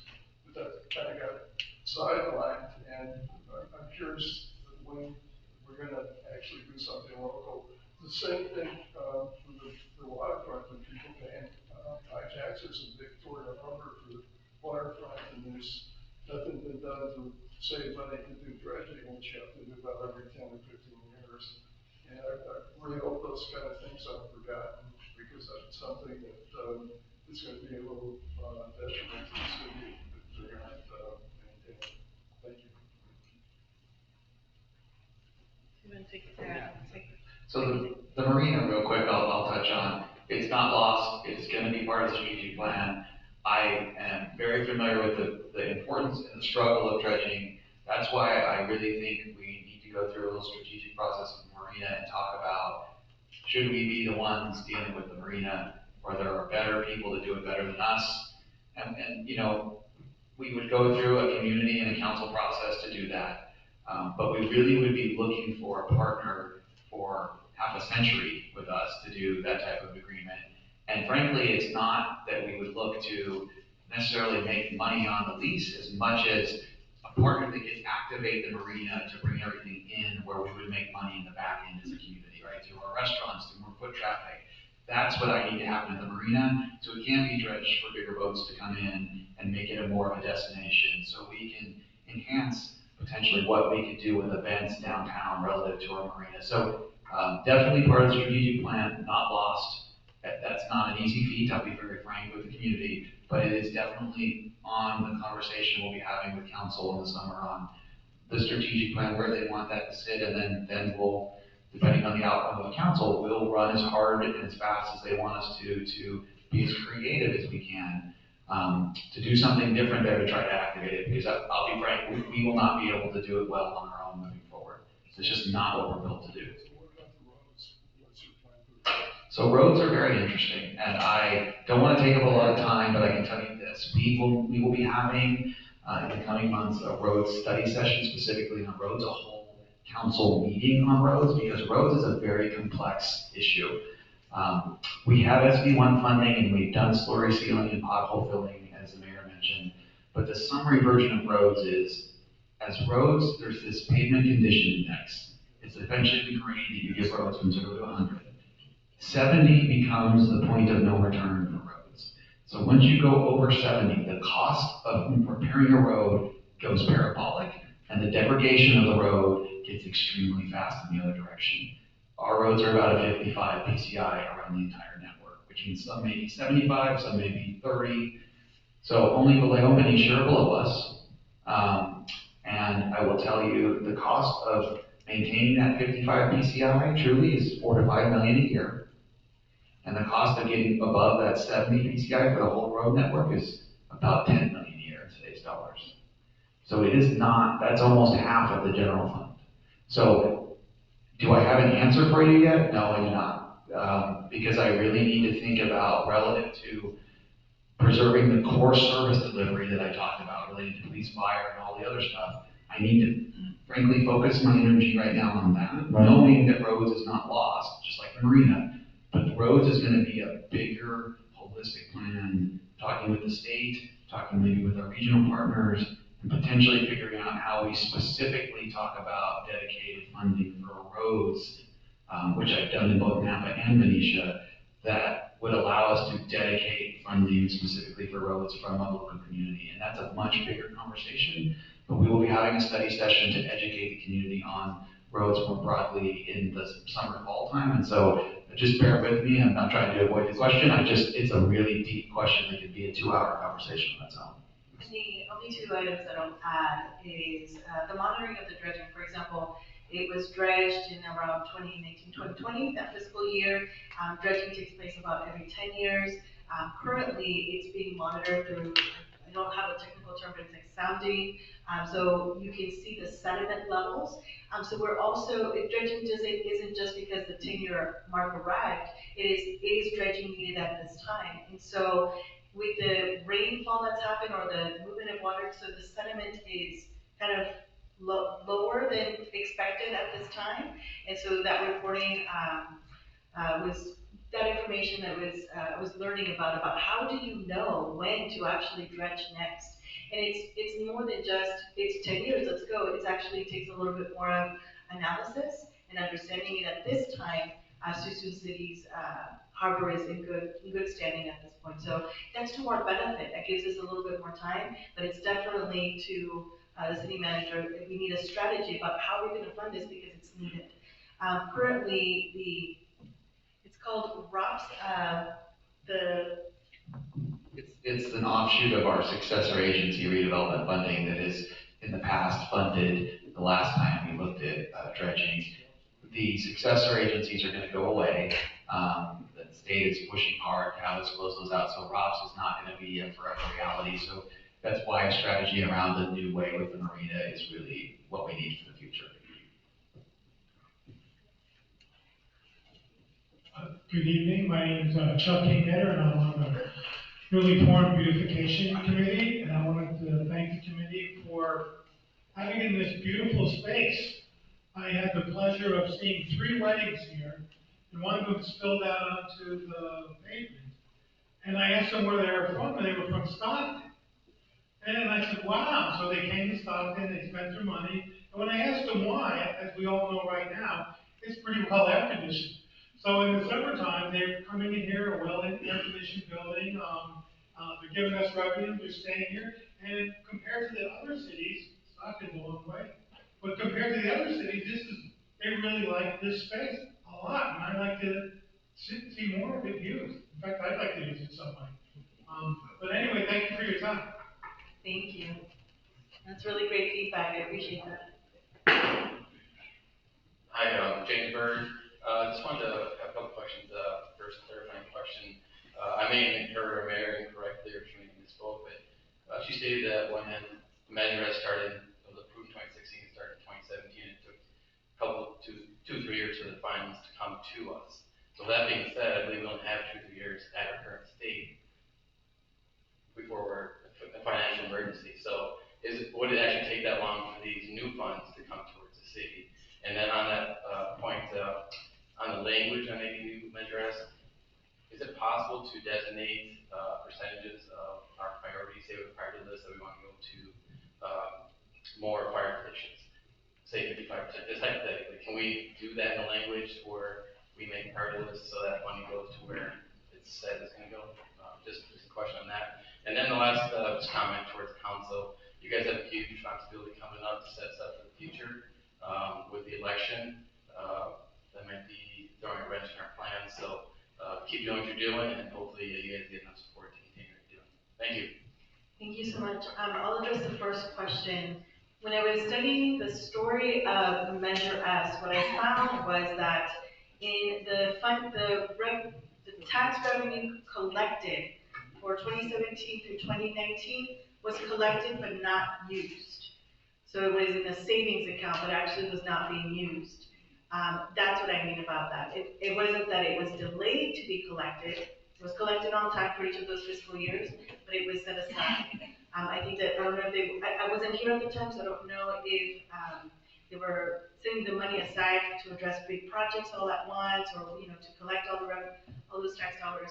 But what ended up happening is in 2020, when the city was at fiscal crisis, the ability to use that funding to address the area that they could apply that funding to address the concerns of the time was helpful to the city to maintain. So it's one of those, I don't know, the universe just knew maybe that was going to happen, and the city was going to need it to support the operations to continue during such a challenging time. And I wasn't here on council for those decisions, but that's the story that I can see by reading the city manager's reports for those budget agendas. So that's where I found the information. And then regarding giving a percentage to certain things, so under a general tax, you cannot, because it would turn it into a specific tax. What I will say is, I think that's where, when we talk to the council and the oversight committee have a joint meeting to talk about priorities, I really think it's more about the oversight than it is trying to parse out each penny into a specific area. And the reason I say that is, San Francisco has 95% of all of its general fund revenue parsed out in the manner that you're talking about. And once you do things like that legally, like you're making a specific tax, you have no flexibility anymore as different priorities change over the years. You've locked yourself into that one area. Now, if we're talking about roads, that makes sense because that's a never-ending problem. But when we talk about funding for specific areas, you may really have a bigger need somewhere else down the line. And if you pigeonhole it operationally through a specific tax legally that way, it becomes very difficult to maneuver as a city. And so I would much, and from my perspective as your city manager, I would rather save specific taxes for things and conversations around a roads tax or something down the line, because that is something that I know I will forever need that money for, and it's never going to change, and we're always going to need more of it. The others, the flexibility of a general tax really allows us to be nimble and most effectively use the tax dollars. So I would push more towards really focusing on the oversight committee, having a little bit more teeth, we'll call it, in the sense of reviewing it, than I would trying to carve out the money itself.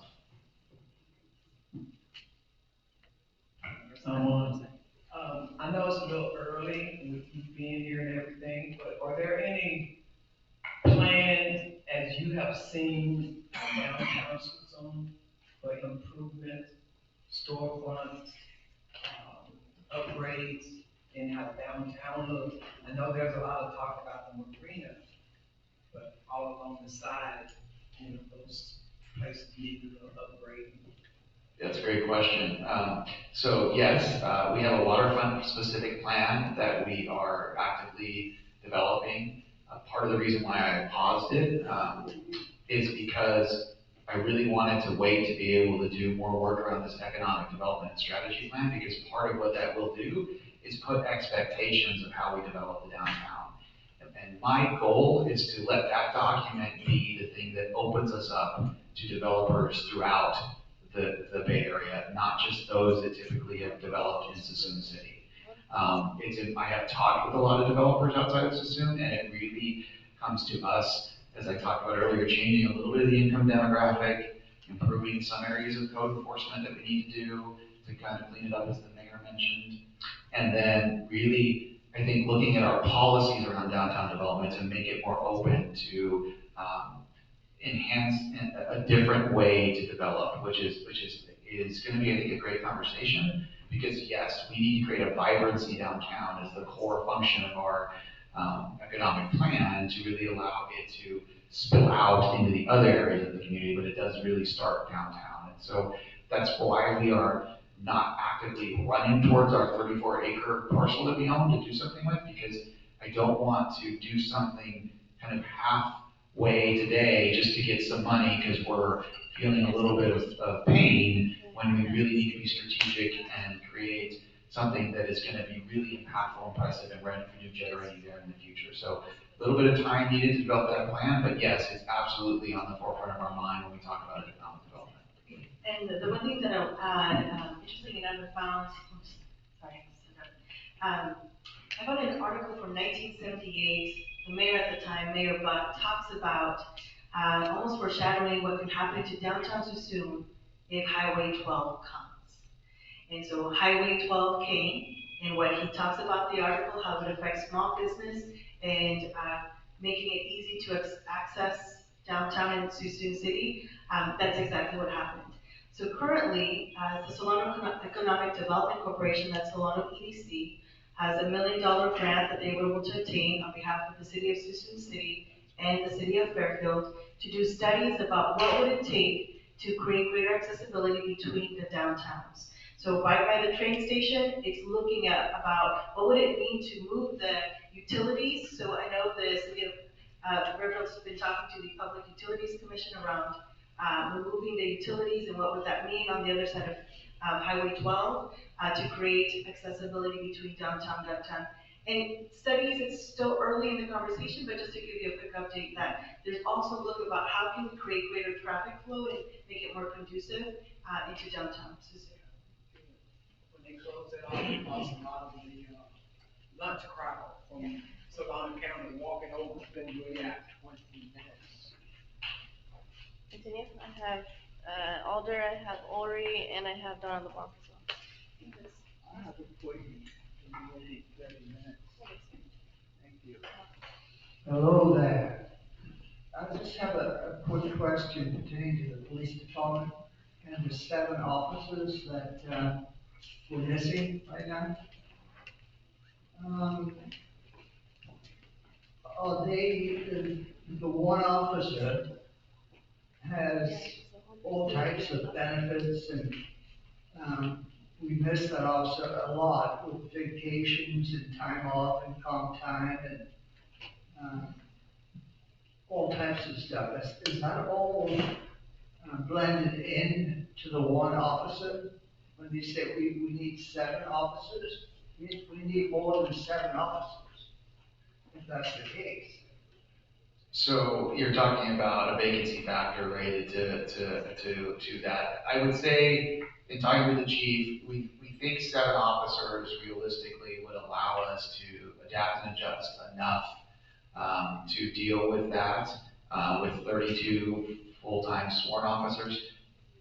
Would it be easier with 35 in that scenario? Yeah. Probably. But I think we need to be realistic about what we can fund long-term here. And police and public safety is a very, very important need, but it is not the only need. And so I think what I've asked the department heads to do and what they presented on Tuesday was really, what is that kind of, I called it silver standard, that they can get to that really allows us to provide a high level of service to this community, a sustainable level of service to community, but not really put us at a point where, sure, if we have 35 cops and another 10 firefighters and 20 more public works staff, it would be all easier, but there's no way I would ever ask this community to fund that in today's world. It's just not realistic. And so we're blending kind of realistic expectations with the need itself, and that's where the number kind of came from. I understand that I was in law enforcement for 40 years, and I put 25 years here as the police chief, so I'm well aware of the ratio. And I just want to make sure they don't get snited or, left without, because not too long back, well, it's been a little time, they only had 13. So I want to make sure that never happens. And I will fight to whatever to make sure that never happens. Because I know they're short right now. And I watch these roads every day, so does Steve. And we can pick up 3 to 6 violations just sitting there for no long period of time of stop sign violators or heavy duty speeders. And we don't see it Suisun calls. That, doing what it should be. And I'm not picking on the police, because, I duly respect them. I'm just saying it's happening out there, and, the low visibility of the police isn't going to do any good for us. But thanks anyway.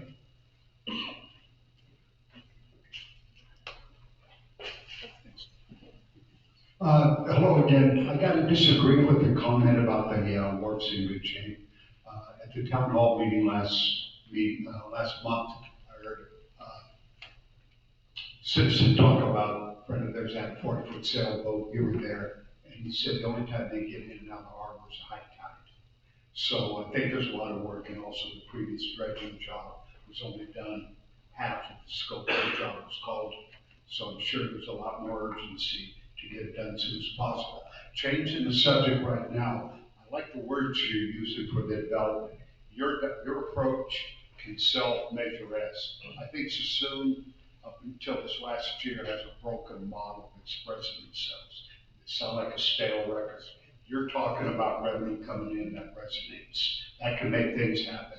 I think with Measure-esque, if you could think out of the box, you get Montebello, change the language, give them some help, you might get that passed and promote that idea. The last comment I want to make is, all these good ideas are not going to come to fruition unless we start with some enforcement. Highway 12, look, the appearance of Highway 12 with the homeless gives us an excuse to leave the community to go have lunch. Just today, we're driving down Highway 12 next to 7-Eleven. Somebody put up a 6-man tent right next to the building. I can't believe that's been there for several days. That's unacceptable. And I think, last comment I want to make, illegal street vendors, I think is robbing our merchants that pay sales tax. I think they should be left to the outskirts of town, like within our business community. I think we got to be careful. During the summer, I'll have them right near my house. Instead of going to Reagan, somebody's going to be buying from the street vendors. And that kind of hurts our community image. Thank you. Thank you. As my husband looks at me crazy. What are you gonna say? Oh, no, she is. I just want to be a closing person. My name is Donna LeBlanc. I think most of you know who I am. Last year, about this time, I made a challenge to everyone in our city that on any day with a 5, pick up 5 pieces of trash. What will that do? It will help our public works department. It will help our city council. It will help us. It's only 5 pieces, okay? If every one of the 29,000 people live here pick up 5 pieces of trash, we can have this city clean in a month. So keep that in mind. It takes all of us to do something. We can't just say, well, Public Works, you're not doing your job. The PD, you're not catching it, you're not doing your job. Fire, you're not doing your thing. Why do you need a big bathroom remodel? Which, by the way, is poorly named land. It's not the bathroom, it's the station, okay? Although they do need bathroom help. All I want to say is, we have to work together as a community. Last year, this time, I received a key to the city. I was so surprised, but I was very honored because I push community involvement all the time. I would like to see you all out there picking up some trash. We've got a couple of events coming up. We have Adopt a Neighborhood, Community Clean Team, and now Beautification Committee. We all plan to work together to make the city better, but we need every person in the city to help. We can't just have 5 people do the work. And I turn it back to you. Thank you. Is that the final comments from the public or questions? Just checking. As we wrap up, handing it over to our city council. Thank you, Mayor. So one of the conversations we are often in is, can you cut staff? Can you do this? And I'm sure many of us here as well as community members. To the city manager, can you talk about some of those examples that you talked about? One resonated with me was, hey, these facilities, how many people do we really have maintaining our facilities? And I was shocked to hear that number, and I think the public is to hear it. So if you could talk about the reality of what level we're at with health. Thank you, Councilmember Paul. That's a great comment, question. So this facility, City Hall, SDA building, we maintain. Any other public facility that isn't the field, because that's a different staff that doesn't have much either. But the buildings, we have 1 person in the entire city that does that. So think about the amount of square footage that I just mentioned between just the 3 buildings, SDA, this community center, City Hall, and then we have 1 staff person that does that. So when we talk about frustration that our buildings aren't being maintained, we're not doing preventative maintenance, roofs are leaking, we should have been on top of that, you're right. But it goes back to, I need people to do it. And 1 person is not enough. And that person, let me tell you, when I talk about dedication, he is beyond extremely dedicated.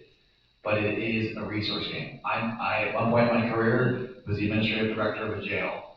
I had 6 people just to maintain a jail, a 20,000 square foot jail. 6. We have 1 to probably do 100,000 square foot, if not more, of facilities. So it is areas like that, as the council member mentioned, where again, it's my job to start educating the community on what's really going on, so you have an awareness that it's just infeasible. And yes, we're gonna have deferred maintenance, and yes, other issues are gonna arise because we have not gotten in front of that. And so that's where we talk about, we really need revenue to do it, it's a really big way. And you can kind of take that example and just dump the crews that manage the fields for us, and they're not staffed correctly. The crews that do all the LLD work and the parks and the medians, not staffed correctly. We talked about PD and fire not being staffed correctly. I don't have a department in the city that is that near that silver level I'm talking about. Some are further than others, but definitely in your outward facing operating departments, we are significantly light. And I think, again, I urge everyone to go back and watch Tuesday's meeting because you really will get a good sense of the delta in each department that's needed to bring that service level to the expectation of the community.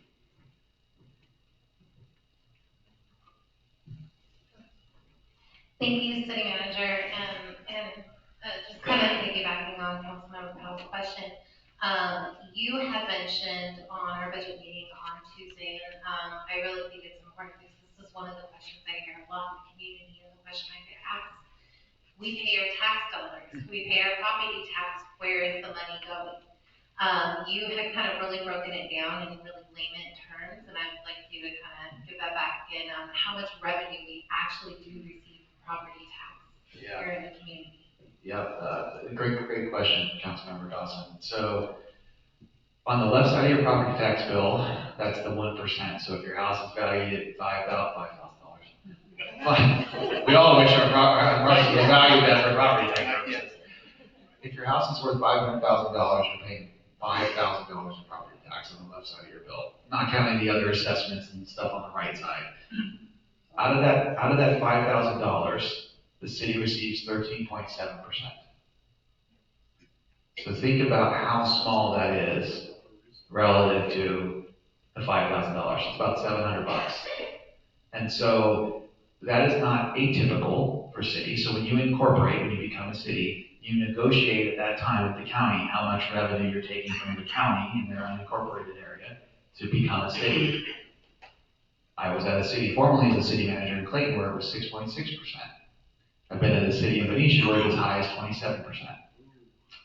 So it has a lot to do with who negotiated it way back when and all the circumstances around it. But I tell you that because it isn't as much money as you think. Most of your property taxes go to the state and the school districts. That's where they go. So it's incumbent upon us as a community to find other ways to fund ourselves to meet the service level that we want. And part of that is local tax measures. And as hard as that is, trust me, I understand inflation goes up, your water rates go up, your garbage bill goes up, your sewer bill goes up, your Comcast bill goes up. Trust me, I'm with you guys. But if we want to keep the service level and grow it to the level that I think is expected out of this community, part of that plan, not all, as the mayor mentioned, but part of that plan has to be local revenue. And we need to do it in a way, like I told you, the why it's so important that we do a transaction use sales tax is because when you spend the money in that Measure S or Measure S Plus, all of that 1.75 is coming back to us. It's not going in this big swap or this property tax share that I just talked about. You're actually bringing it right back to Suisun City. And that's why the local tax measures are so powerful to communities, because the money stays here. Whereas other taxes, we're just getting a very small piece of it as we move forward.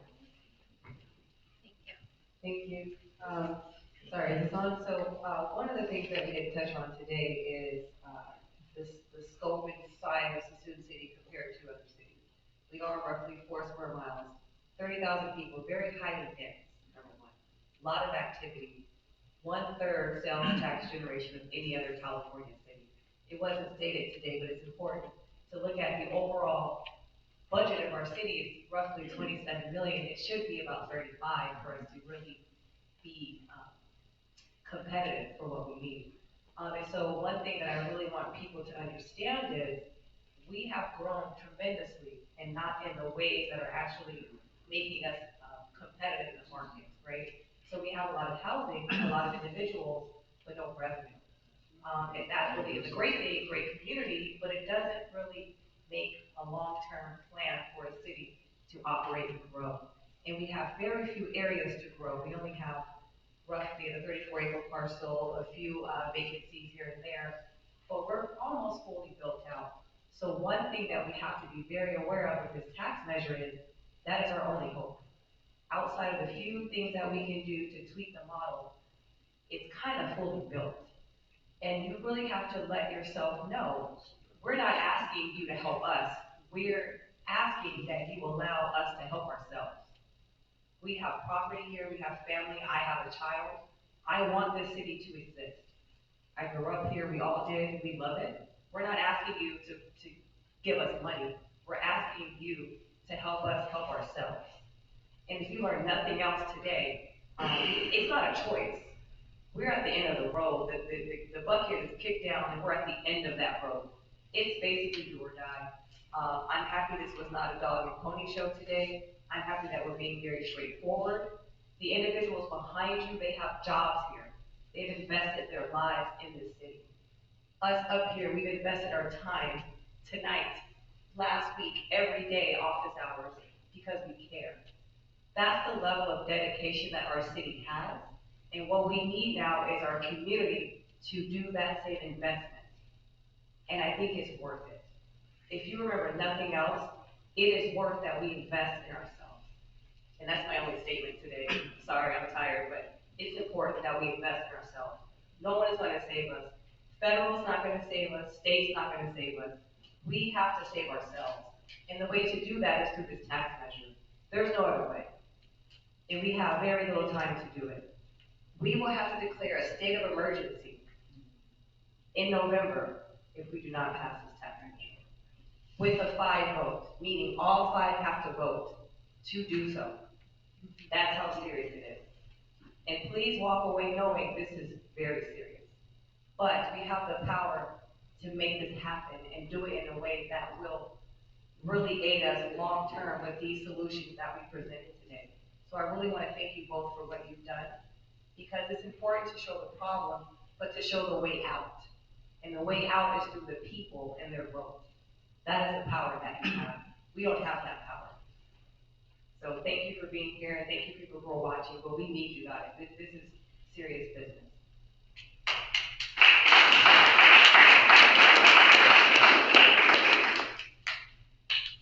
I was asked previously if I can offer a solution to the financial problem in Suisun City. In my response, a P&L statement.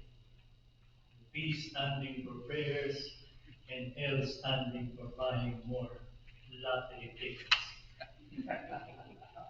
If we win, then. But on a serious note, the one thing which I believe should be addressed is with the meager resources we have, the incomplete staffing pattern, as far as the different departments are concerned. How do we rate ourselves compared to other cities in terms of the quality and the rate of service we have delivered? You may wonder that all these accomplishments through the years didn't happen simply because they're bound to happen. All this happened because of the efforts of the city council members, the different departments, and the support of the community and the citizens of Suisun in order to maintain the revenues that we had through the Measure S initiative and all other income generating or revenue generating initiatives. There is an issue with respect to whether or not we should follow or more or less support Measure S. As my colleagues have mentioned, the new city manager, the mayor, this is the best time to prove that we are working together as requested by the Queen herself in order to ensure not only our survival, but the continued success of the city.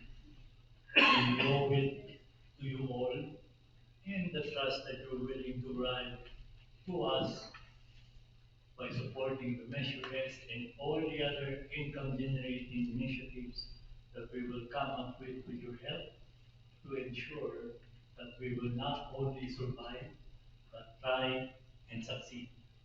So I enjoin each and everyone to help us in our efforts to do this. Thank you very much. And good evening.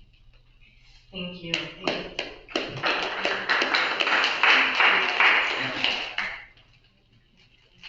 All right, so as we close for this evening, like I said, this is kicking off a conversation. First and foremost, I want to thank you for your time to be here and engage with us. And if you heard from our council, we have a group of individuals here with a lot of heart for service. First and foremost, we're accountable to you, and we are accessible to you, every single one of us. So be sure to connect and ask your questions, and we'll do our best to make sure that those are being addressed in a timely manner, so the conversation continues. And I want to bring us real quickly back to the slide as I have closing comments this evening. All I want to say about this, do you remember what I said? 4 out of 5 of us grew up here in Suisun City. I also heard how many of you have lived for a great part of your life here in our city too. And we know exactly how much it feels and means to be in a community that you've invested your time, your effort, to raise your families, to live here, to see it grow. And we are looking to you to help us continue that journey for this next generation. We can't do it alone, and we need you to also help us understand what the rest of our community you feel will also benefit from these takeaways. If there's different ways to do our work better and be able to bring more members of the community to understand what was mentioned here, how important this work and this messaging needs to go out, please let us know. We need your help, but more importantly, we need to be a community together as we move forward for great things ahead in regards to what we can do together, but also to face the challenges head on together. Thank you so much for your time, and thank you all for